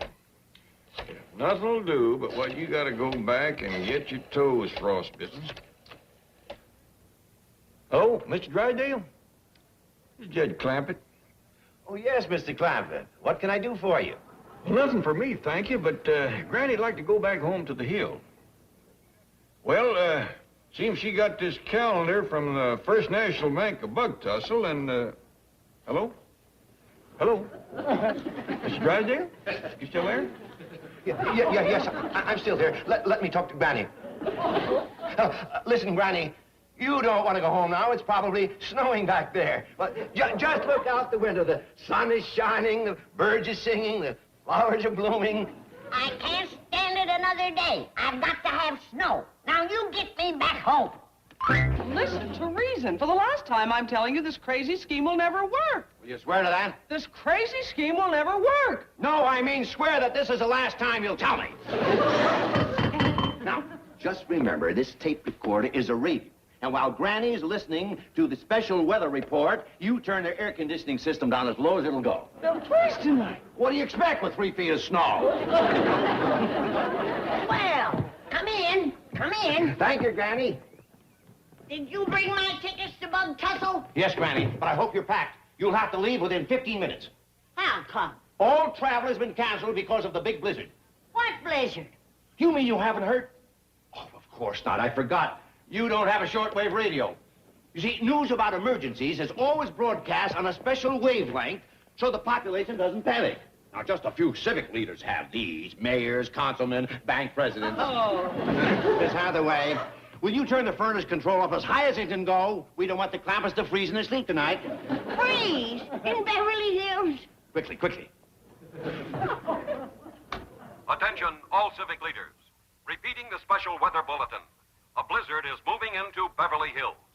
3 feet of snow is predicted with drifts reaching as high as 6 to 8 feet. We're gonna be snowbound. The storm is expected to center around Crestview Drive. That's our street. If you live in that area, do not leave your homes. Hungry wolves have been seen coming down out of the hills. That's a sure sign of a blizzard. All set, Chief. Good. Let's get out of here before the snow starts and the wolves pin us down. Yeah, and hurry. Thank you for the warning, Mr. Civic Leader. Oh, I probably saved your life. What's the matter, Miss Jane? Well, the cold weather always aggravates her rheumatism. Oh, I'll fetch him a jug. No thanks, Granny. We barely have time to make it to the rent-a-sled agency.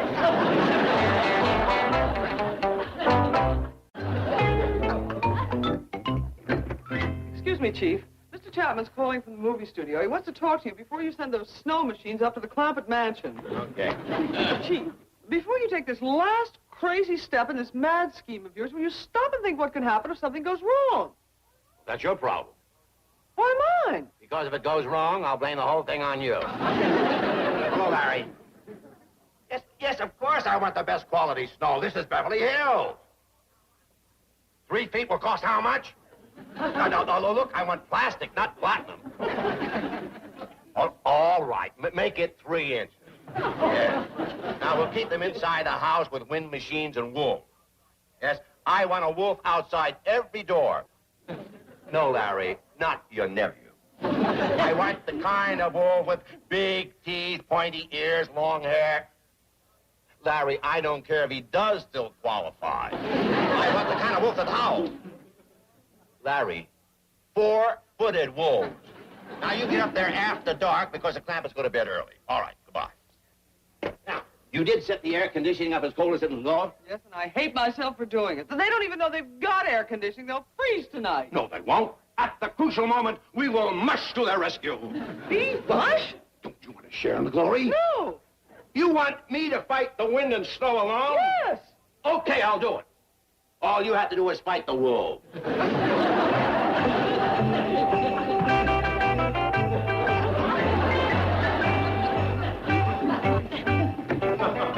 Wait for me, Pop. Can't you sleep neither, Ellie? No, sir. My room is like an ice block. Mine, too. I wonder, can we turn the furnace up any hotter? I don't think so. When I was putting my critters down in the cellar, them big old machines was just going full blast. To give Granny credit, she sure called to turn on this weather. Of course I did. I know this cold spell was coming. I seen all the signs. Wish you'd said something sooner, Granny. Jethro and me could have laid in a little firewood. Well, I'll go fetch some. No, Ellie. A hungry wolf will get you. Granny, there ain't no wolves in Beverly. That ain't no whippoorwill.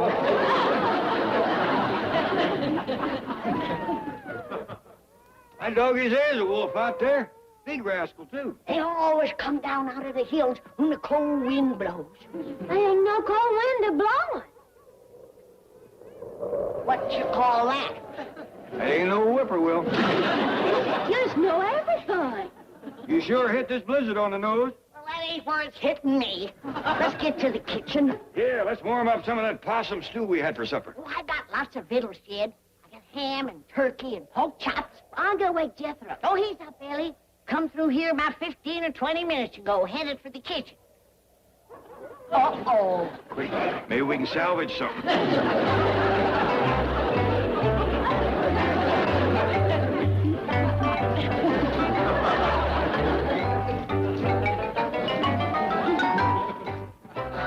It's too late. He's already asleep in it all. Buzzard boy has struck. He didn't even leave no gristle. A locust would starve around that boy. What's that on his mouth?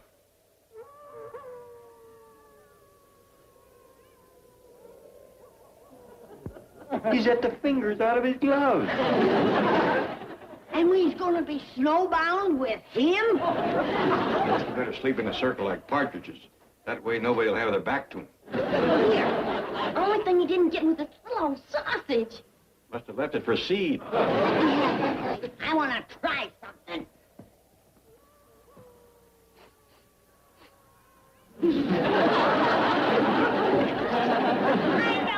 I always knowed it. He eats in his sleep. His stomach might doze off, but that's a 24-hour mouth.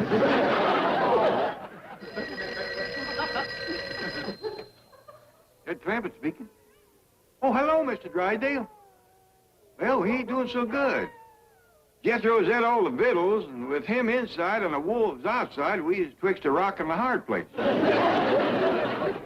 Well, that's mighty brave of you, but all right. I sure do thank you. Mr. Drysdale says he's fetching over some victuals and nothing can stop him. Mush! On King! On Pierre! On White Fang! Watch that, Muggle! You crack that whip one more time, and I am going to give you a neckful of White Fang. Always one complainer in the pack. You're wearing 3 layers of fur. That's another thing. It's 85 degrees out here. Wait till we get inside. It should be down to 30 in there. Now, don't forget our deal. You have my word. You help me put this over, and you'll be rolling in dough. Chief, there's a wolf. Oh, relax.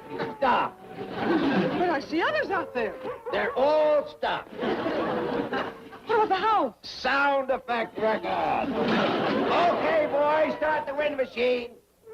Now, you go inside and tell the Clampetts I'm fighting a rear guard action against the wolves. I'll make my entrance in a minute.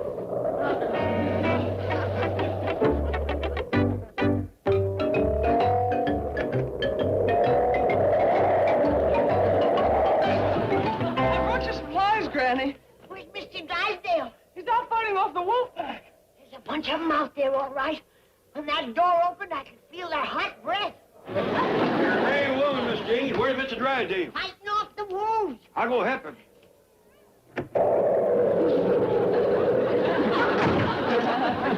Have no fear. Milburn of the Mounties is here.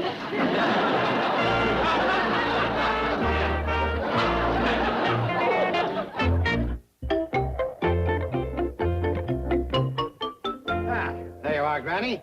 Everything you'll need to get you through the blizzard. There's canned meat, powdered milk, chocolate bars. Milburn of the Mounties, you have saved our lives. Well, don't forget my faithful Indian companion, White Fang. I didn't know you was an Indian. Yes, I am temporarily a member of the famous northern tribe that always helps the Mounties. Yes, she's a schnook. That's shit. No. Can I put these in the fireplace? Oh, yes, of course. We's out of firewood, and I've never been so cold in my whole life. Now, don't worry, Granny. By tomorrow morning, a blizzard will be over. Good. These Beverly Hills winters is short, but days killers. Just how do you plan to get rid of the plastic snow? The studio has machines for that. I hope they send a snowplow in the morning so we can get out of here. Oh, no, Granny. Snowplows are for peasants. Here in Beverly Hills, they vacuum the snow. Wouldn't you know it? Now, you turn in and leave everything to us. Yes, Mr. Clampett's already gone up to bed. No, ma'am, Miss Jean. I just went up to get into my clothes so I could fetch in some firewood. snow, Jed. Have you forgotten about the hungry wolves out there? Well, I figure if these two city folks got past them, I sure can. Well, you see, we got through because wolves are frightened of Indians. Indians? Yeah, Jed. It turns out that Miss Jane is a schnook. That's, Nook. Well, anyway, I wouldn't risk going outside. Those wolves are vicious. They'll tear you to pieces. They'll... Oh, no. Hi, everybody. Look here. Ellie, don't bring that man-eating varmint in here. He's vicious. He'll tear us to pieces. No, he won't, Granny. I've been watching him. He ain't moved for better than an hour. Felt sorry for him, so I fetched him in. Shall I warm up the getaway sled? No wonder he ain't moved. It's so cold, the poor devil froze stiff in mid-howl. You think he's froze? Of course. Look at them glassy eyes. You're right, Granny, but we sure can't let him thaw out in here. I'll get rid of him. Mr. Drysdale, let me take a look at that critter. Granny? This wolf is stuffed. With who? Who ain't here? Jethro! He done it, my baby! Don't worry, Mr. Clammett. He didn't eat Jethro. Mr. Drysdale, what's going on around here? What do you mean? Stuffed critters, snow that don't melt. That's wolf dandruff. It's very contagious. I think I'll get rid of him. Mr. Drysdale, you want to tell me? Well, I might as well admit it. This whole visit's a phony. The snow is plastic, the wolf's stuffed, the wind comes from a machine. The whole thing was dreamed up to keep Granny from going back to the hills, and it's my fault. Gee. I never should have better talked me into it. Gee! You mean, this whole thing was Miss Jane's idea? 100%. She dreamed up the whole idea. Jane?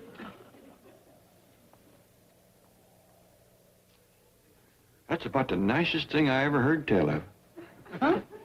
Going to all that trouble just to make Granny happy. Thank you. Now, wait a minute. It wasn't all her idea. Oh, that's true, Mr. Clappett. It was his idea to turn the air conditioning down so it would be cold in the house. The only part I didn't like. Welcome to the tribe, Schnook. That's Chinook. The problem now is to keep Granny from finding out she's been fooled. Well, one thing is sure, we can't let her go outside. It's 85 out there. I think I got it. Mr. Drysdale, you lay down on a sofa. What? If there's anything to keep Granny in the house, it's somebody needing her doctrine.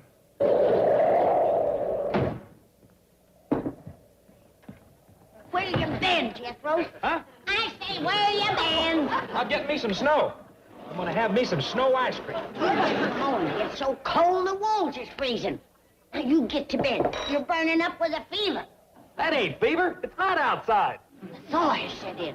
I'd best quick get me a pan of snow to wash my hair. How is it, Jethro? Pretty good. That ain't very cold, but it's got more body than snow back home. Let me taste it. No, you go get your own snow. I'll bring you some, Ellie. Wait a minute, Granny, where are you going?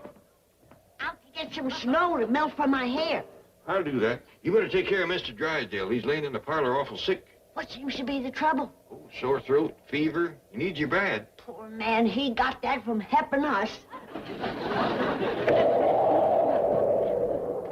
I'll need this, Jethro. What for? Snow ice cream is the best thing in the world for fever and sore throat. How's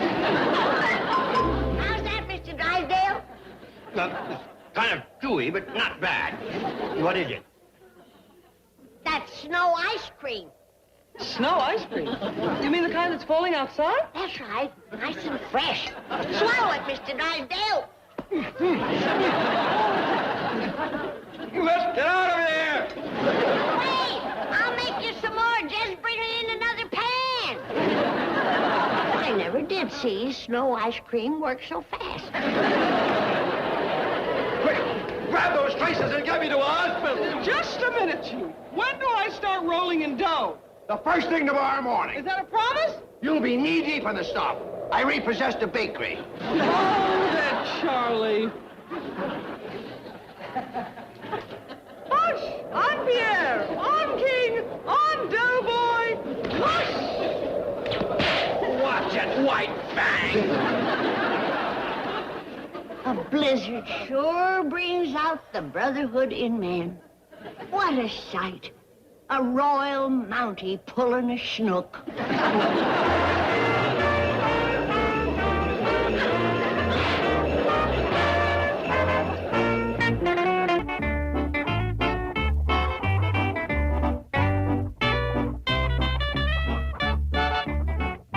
Here's Granny's rocking chair and harp. Well, put him on the porch, Jethro. LMA, still looks like there's something missing. Well, is it the pigs? Yeah, that's it. Granny won't feel at home without them. Well, I'll go fetch them. Looks just like back in the hills, don't it? Pretty close. Sure hope it takes some of the spite out of Granny. She's been on her ear in the setting hen all day. You open your mouth and she snaps your head off. Yeah, she gets that way about once a year. I call it the midwinter feisties. It's a funny thing about sitting and rocking and playing on the harp and singing. It generally cheers her up. Yeah, like the poet says, music hath charm to soothe the savage beast. Kids, Ellie Mae, Jethro. Over here by the cement pond, Granny.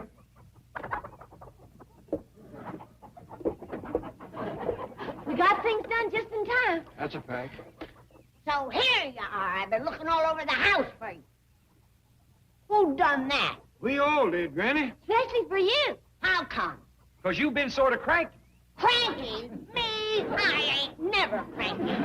Using a hump right now. How dare you?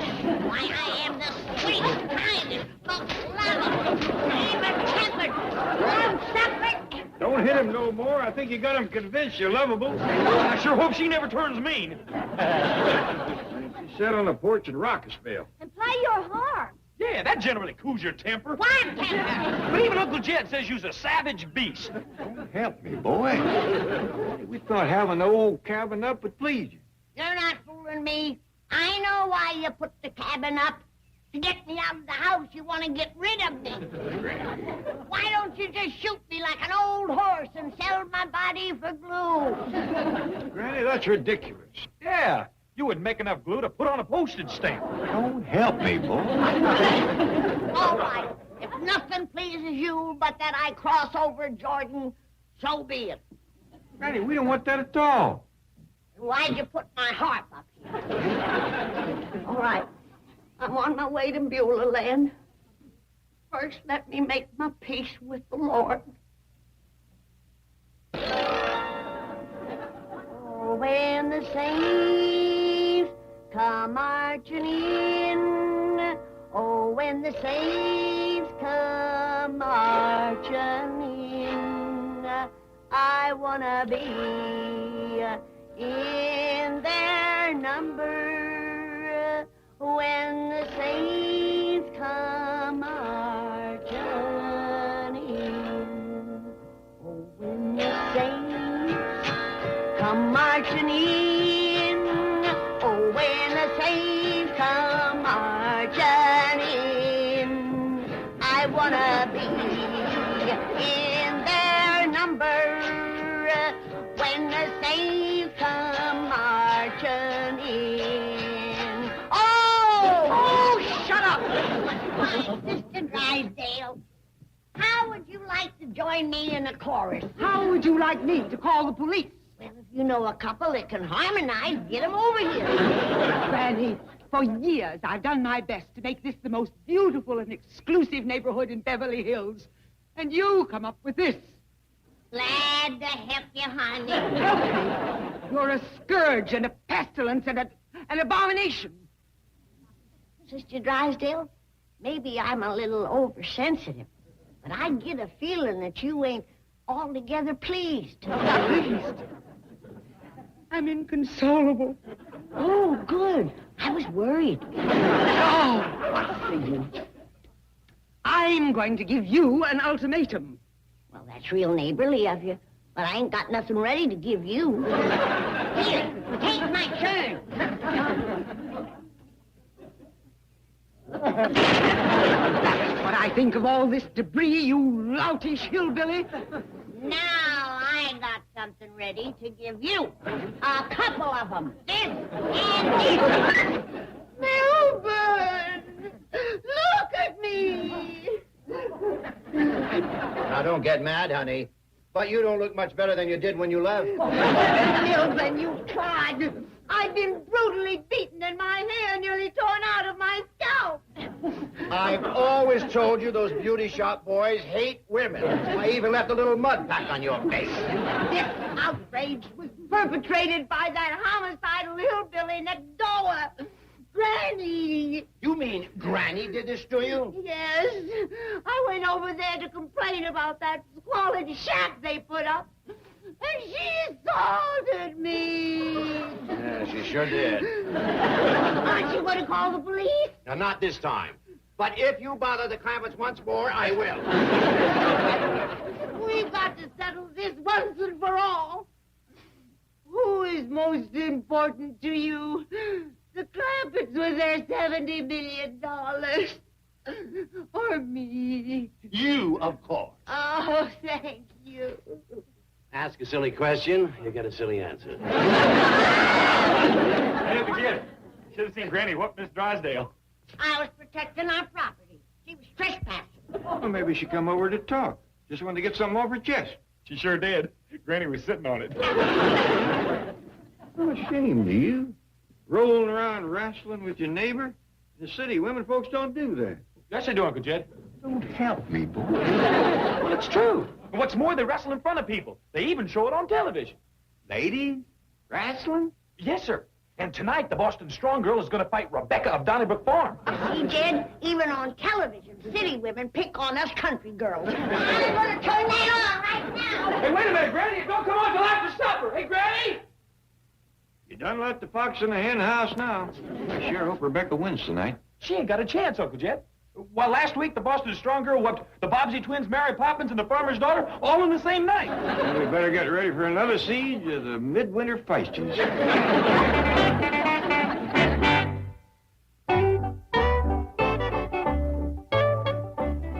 Sure did enjoy that possum stew, Granny. Glad you liked it, boy. Now tune in that station where the lady wrestlers come on. Yes, ma'am. It'll be a little while before they's on, though. All right, I don't want to miss nothing. Look, they're fighting already. He's dancing, Granny. Oh. You gotta help me talk her out of this, Ellie. Sure. Well, Granny, Ellie has got your bed all ready out in the cabin. Thank you, darling. Thanks for fine. I put your hot toddy on the nightstand. That's a good girl. Oh, well, I'm ready to turn in. Me too. Not me. Well, Granny's sleepy. Must be plumb past her bedtime. Must be about 7:30. You all go on to bed. I couldn't sleep no way, worrying about Rebecca of Donnybrook Farm. Don't worry about her, Granny. She'll do fine. You want to bet? You're helping me again, boy. Well, they don't call that Strong Girl a beast of Boston for nothing. She's going to tear that little old country gal to pieces. Well, I'm sure Granny won't want to watch nothing like that. Heck, that won't bother her. She's a doctor. I don't know what I'd do without you, Jethro, but I'm willing to give it a try. Either go to bed or sit down and watch with us. I'd like to watch you wrestling, Paul. I got two helpers. Can't lick 'em, join 'em. Come in. You sent for me, Chief? Oh, yes, Miss Hathaway. I want you to take these papers over for Mr. Clampett's signature. Well, with all due respect, Chief, it is 7:30, and I don't get paid for overtime. Well, I'd go myself, but I don't want to miss the Beast of Boston. She just opened the door for me. Oh, that's very funny. Margaret will love that. Margaret. But the Chief! Sakes, you're not going to tell her what I said. Then no more talk about overtime pay, right? Right. Well, just who is the Beast of Boston? Well, it's another name for the Boston Strong Girl. She's a lady wrestler. You're kidding. No, she's terrific. Last week, she beat the Bobbsey twins, Mary Poppins, and the farmer's daughter, all in one night. Those are other female grapplers. Yes, they're all good, too, but she's beat the best. Pretty Red Wing, the Apache assassin, Nancy Drew, the terrible teeny bopper, and tonight, she's fighting Rebecca of Donnybrook Farm. Good evening, ladies and gentlemen. This is Bill Baldwin speaking to you from ringside of the beautiful International Wrestling Arena, where tonight the backbreaker from Back Bay, the Boston Strong Girl, will meet the sweetheart of the Smokies, Rebecca of Donnybrook Farm. You hear that? Rebecca's from the Smokies. That's my country. Maybe she's your kin. After this fight, she'll be your next of kin.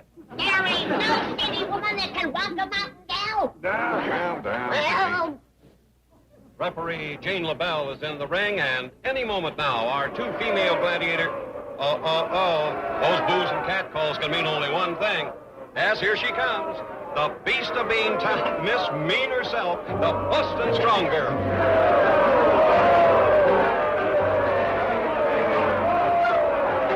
See what I mean? Oh, isn't she beautiful? She's gonna head up my loan collection department. Well, you can hear the reception this audience is giving the ever unpopular Boston Strong Girl. As she passes our microphone to enter the ring, we'll see if we can get a statement. Would you care to, I guess you wouldn't. Oh, testing. 1, 2, 3, 4. You might edgy.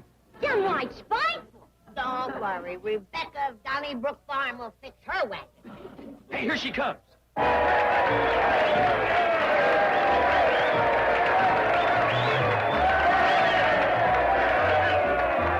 Fetching little thing, ain't you?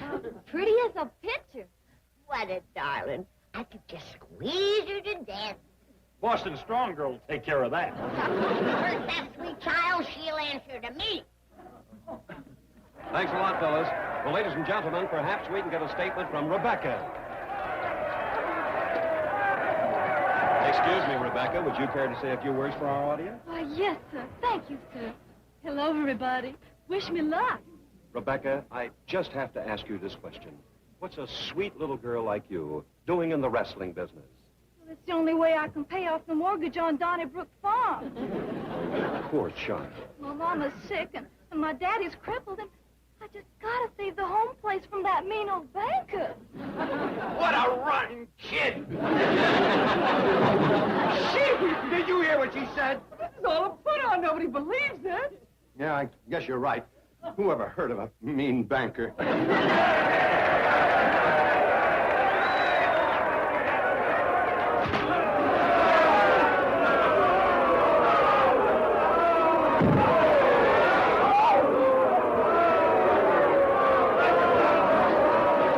That's it. Kick her again. Stop her. Throw the little tattletale out of the ring. Come on, Boston. Chief, how can you cheer for that creature? She's mean, she's violent, she's cruel, she's sneaky and underhanded. Yes. By George, I think I'm falling in love.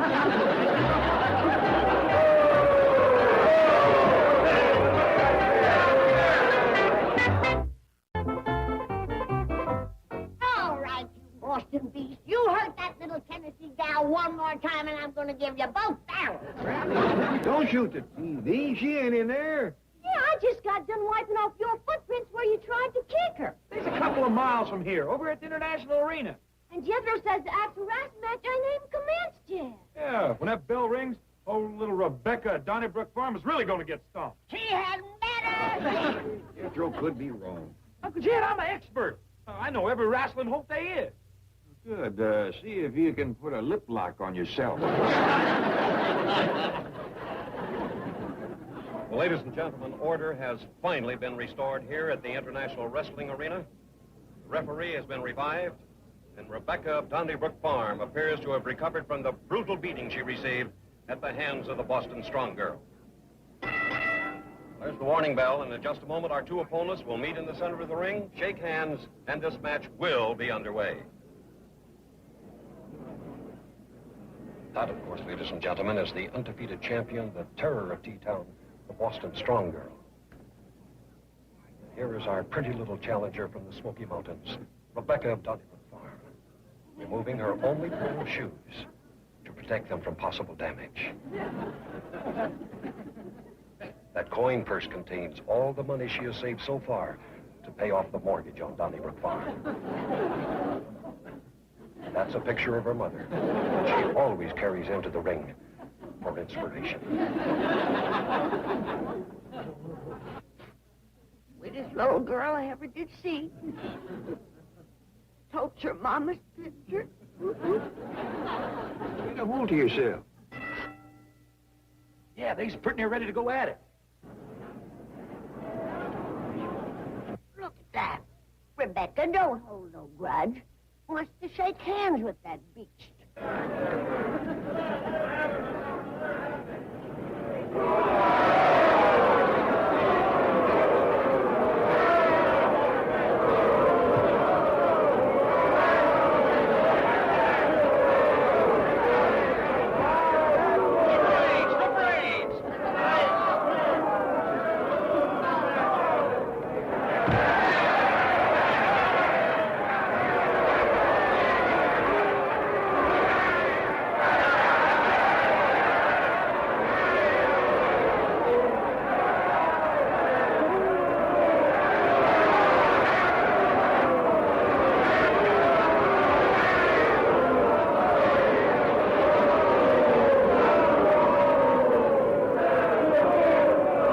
She's choking Rebecca. Pull your tongue in, honey, before she ties that around the rope.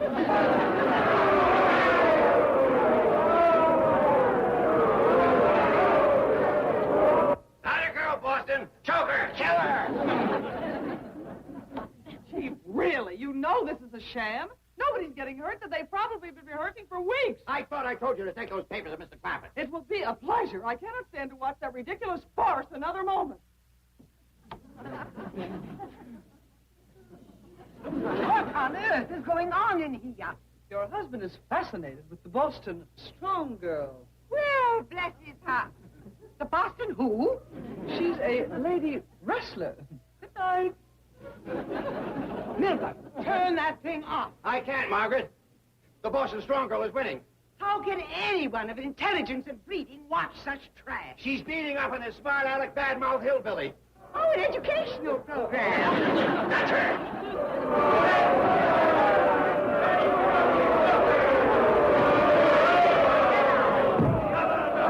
Looks like a Radcliffe girl.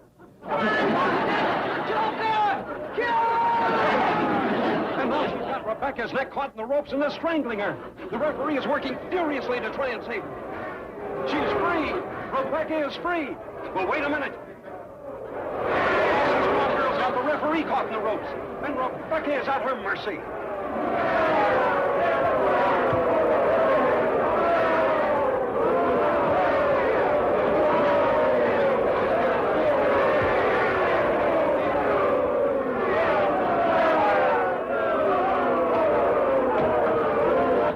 That's a picture of Rebecca's mom.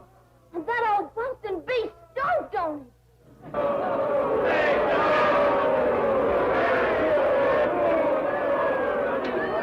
Now she stole Rebecca's life savings. She ain't gonna save old Donnybrook Farm now. Jed, we've got to. Where's Jed? Oh, somebody come to the front door and he went to let him in. Jethro, come out back with me. I can't stand to look at that violent woman another minute. Sit down, Granny. I want to see what happened. I told you I can't stand violent women. Now, get going and I can't. Don't answer me back. Get out. There you are, Miss Jean. Thank you, Mr. Clappett. I'm awfully sorry to have bothered you, but Mr. Drysdale thought it was important. No bother at all. You want to come in the parlor and watch wrestling on the television? No, thank you. Good night. All right. Well, there you have it, ladies and gentlemen. The referee has awarded the first fall to Rebecca of Donnybrook Farm on a foul. And the Boston Strong Girl is really furious. Don't go away. This second ball is going to be a Lulu.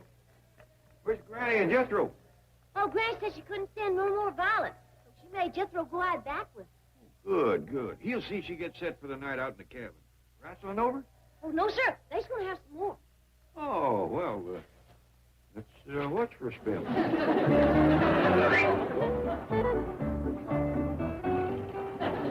Jethro, faster.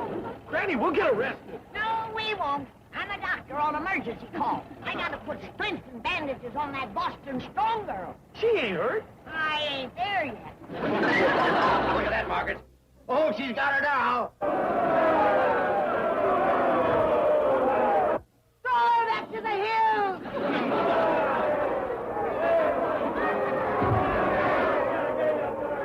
I'm afraid it's all over now, ladies and gentlemen. Rebecca will never be able to climb back into the ring after that terrible... Wait a minute. Here she comes. No, it's not Rebecca. Could it be her mother?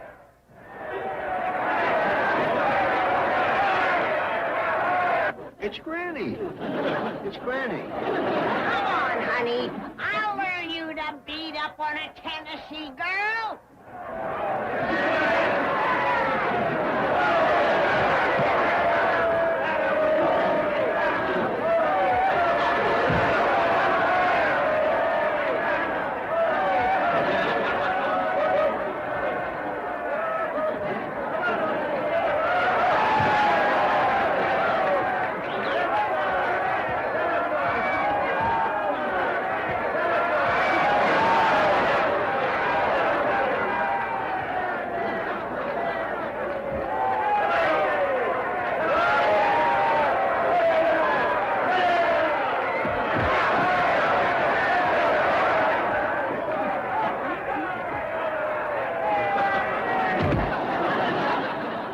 You know, Ellie, for a sweet, kind, lovable, even-tempered, peaceful, long-suffering woman, Granny puts up a pretty good scrap.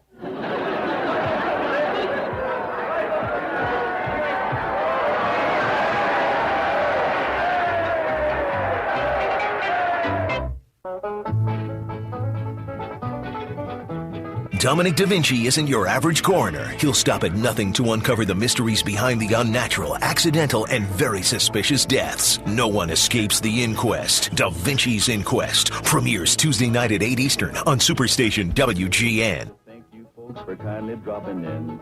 You're all invited back next week to this locality to have a heaping helping of their hospitality. Hillbilly, that is. Set a spell. Take your shoes off. Y'all come back now. Here. This has been a Film Waste presentation. Viacom. Name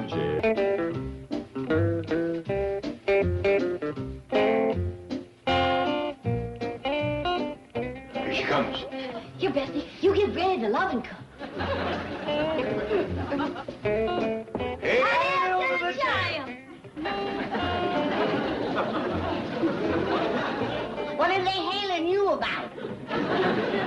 Granny, we's hailing the champ, not the chimp. That's you, like it says on the cake. Yeah. Grappling Granny. What is all this nonsense? Ain't nonsense at all. You up the Boston Strong Girl, and she was a champion lady wrestler. So now that makes you the champion lady wrestler. Give the loving cup, Bessie. I don't want no loving cup, and no crown neither. And you take that sign off of my good bathrobe. I ain't no lady wrestler. The heck you ain't. You throwed the Boston Strong Girl plumb out of the ring. Pardon me, watched you on the television. We proud of you. I only done that 'cause she was beating up on that poor little Tennessee girl, Rebecca of Donnybrook Farm.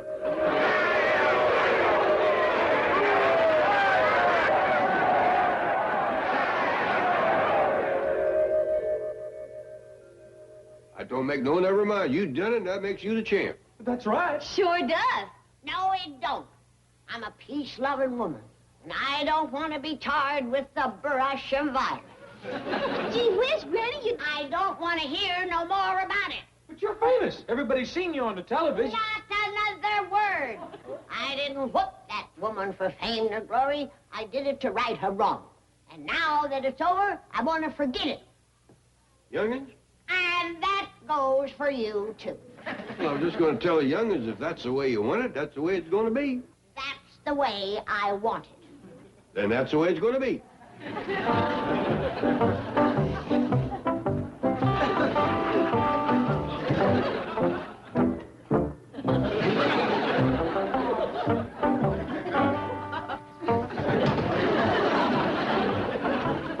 right, youngins, let's get on with our chores.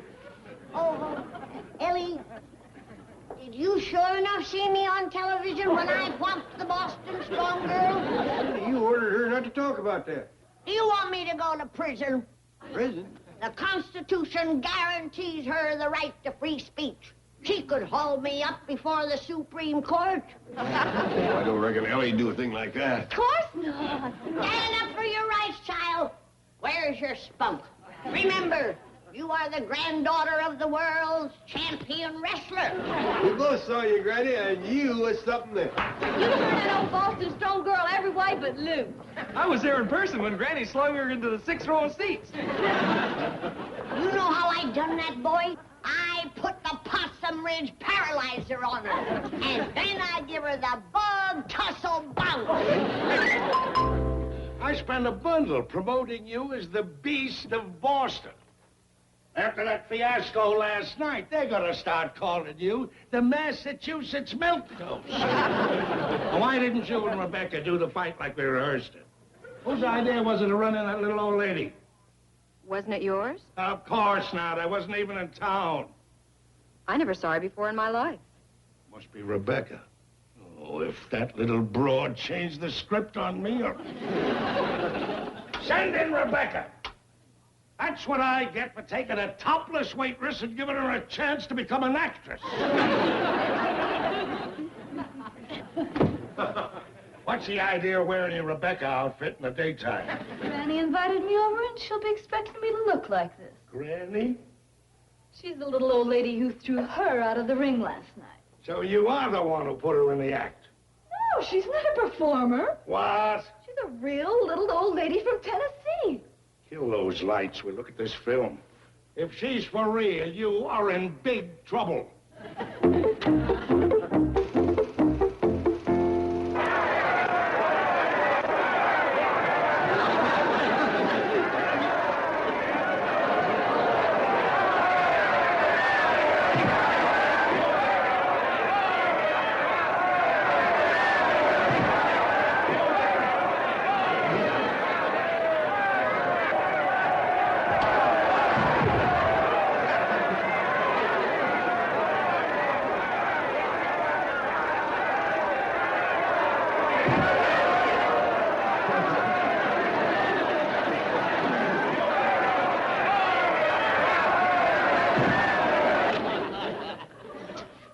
Don't tell me that was a real little old lady from Tennessee. It had to be a stuntman in drag. No, honest.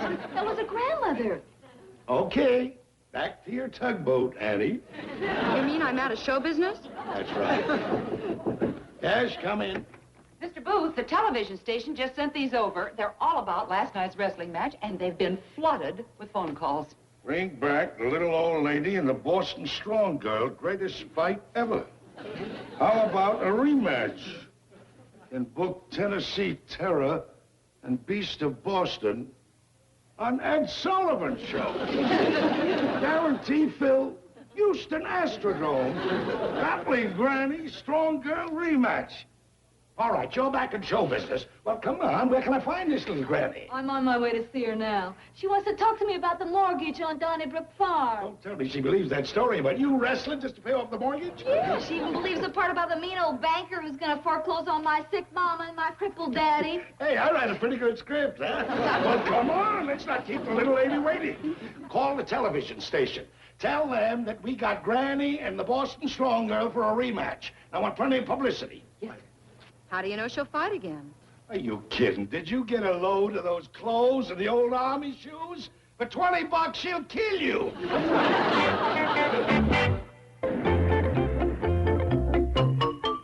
Howdy there, Granny. Well, it's little Rebecca of Donnybrook Farm. Yeah. Rebecca, honey. Oh, Granny. This is my son-in-law, Jed Clampett. All right, Miss Rebecca. Pleased to meet you. Oh, thank you, sir.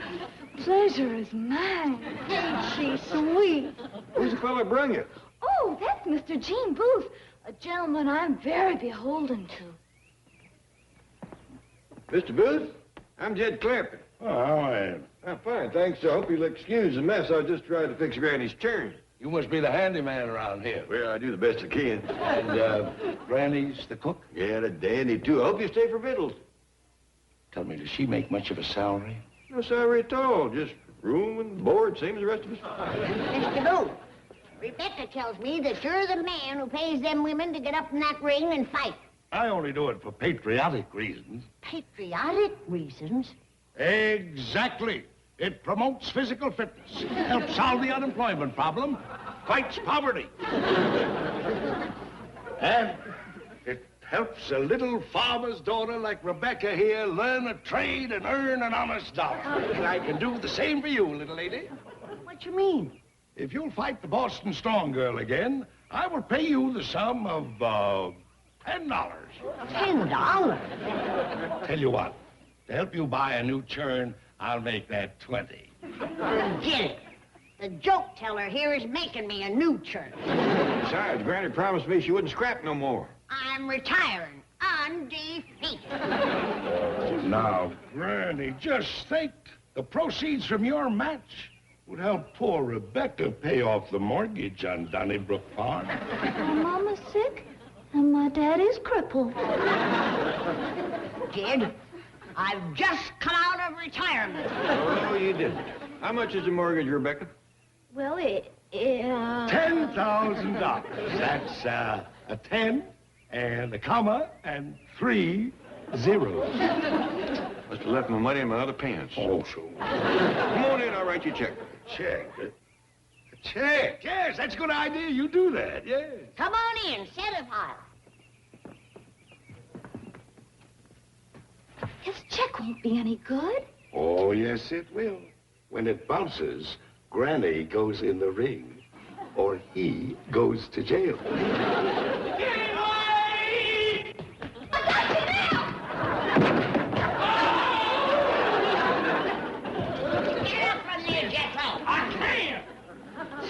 I'm using that house you showed me, Granny. Tennessee's toe torture.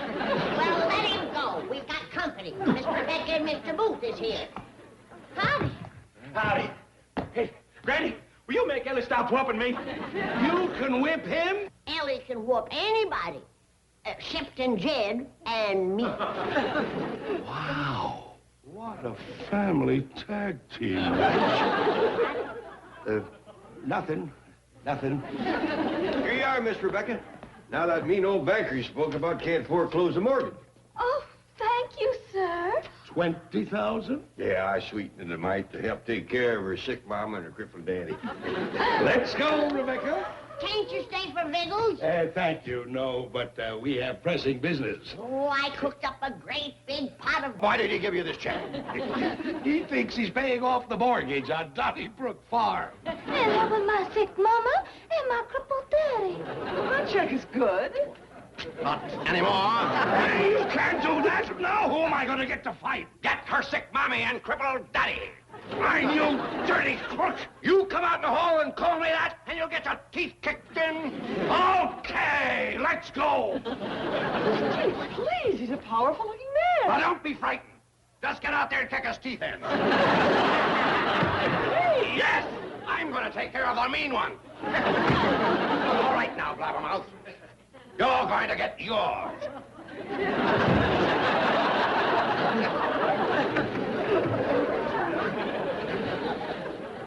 Vicious kids today. Man isn't safe in his own office. Okay, come on, Jerry. Don't do that, you nut. You're supposed to be Rebecca's crippled father. And remember, Mama, you're sick. Well, look who's here. Little Rebecca's come back. Folks, I'd like you to meet my mama from Tennessee. Howdy, ma'am. Pleased to meet you. How are you, honey?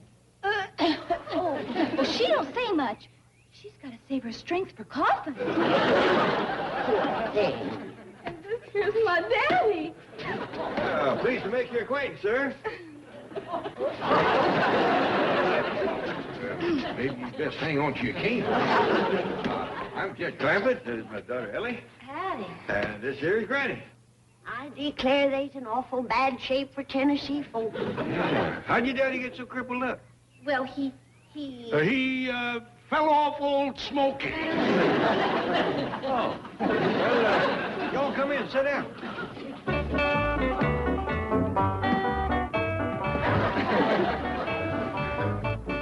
Let me help you down the steps. Leave him be, Mr. Booth. Daddy's proud. Proud as a dog with two tails.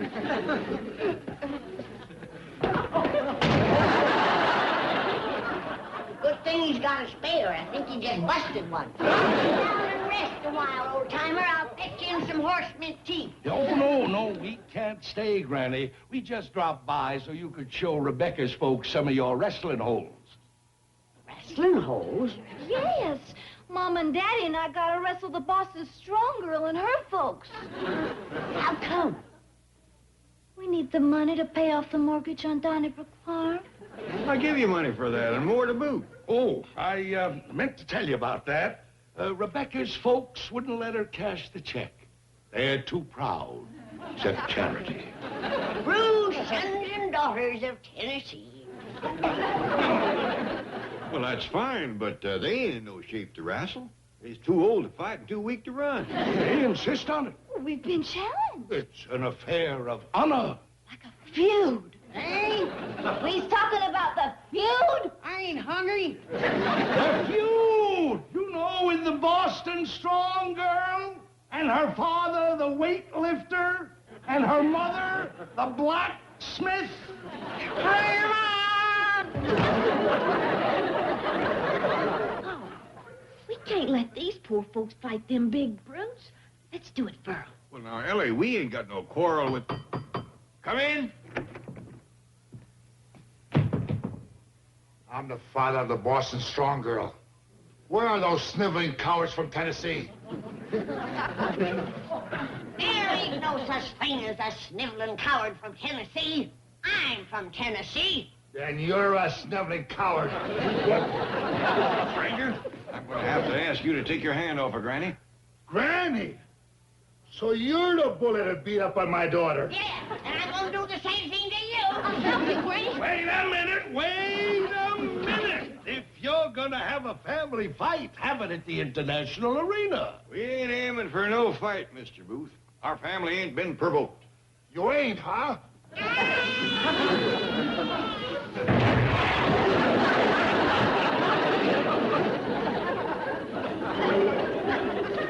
How we been provoked? Good evening, ladies and gentlemen. This is Bill Baldwin speaking to you from ringside at the International Wrestling Arena, where tonight an overflow crowd is waiting to see the tag team match of the century, Grappling Granny and the Clampetts versus the Boston Strong Girl and her family. At any moment now, our gladiators will be making their entrance. I don't understand how you can let the Clampetts risk their necks like this. How could I stop them? They claim they're fighting a feud, an affair of honor. That roar of welcome is for the battlers from Bud Tussle, the Clampett family. Well, you didn't have to encourage them by buying them new robes. We bankers are notoriously generous. Here they come.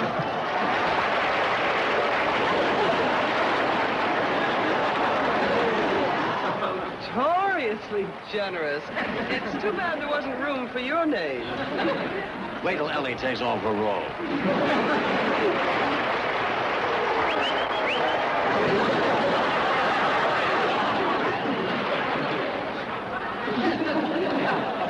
Now you can hear the boos and catcalls that always greets the Boston Strong Girl, accompanied tonight by her equally repulsive parents.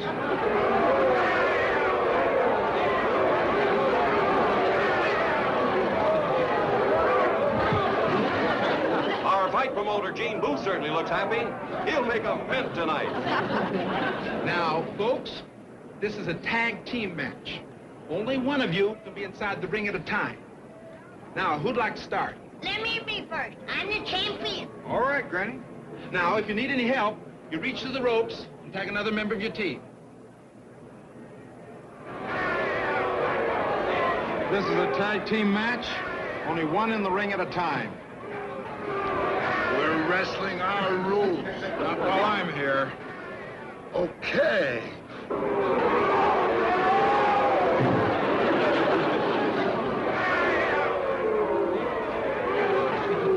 Looks like all three of us coming at you.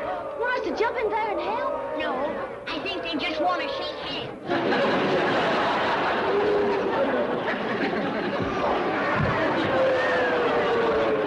Granny is stunned. She's at the mercy of those three Boston brutes. This is going to be a slaughter. Get up, Granny! Are you hurt? You need our help? It's all right, Jed. There's only 3 of them.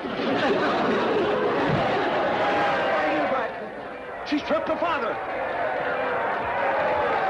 And now, believe it or not, she's holding him by the ankles and swinging him around like a flail.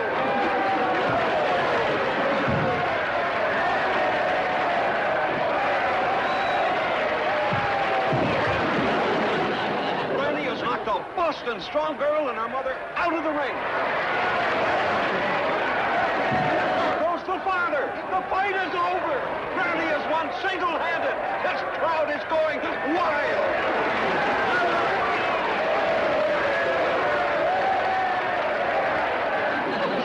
Really, you embarrass me. Can't we leave now? We have work to do at the office. Oh, sure. Let's go.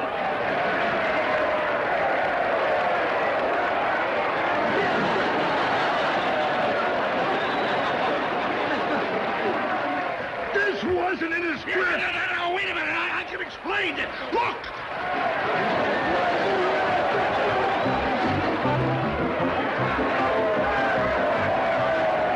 Presentation. Viacom. The comedy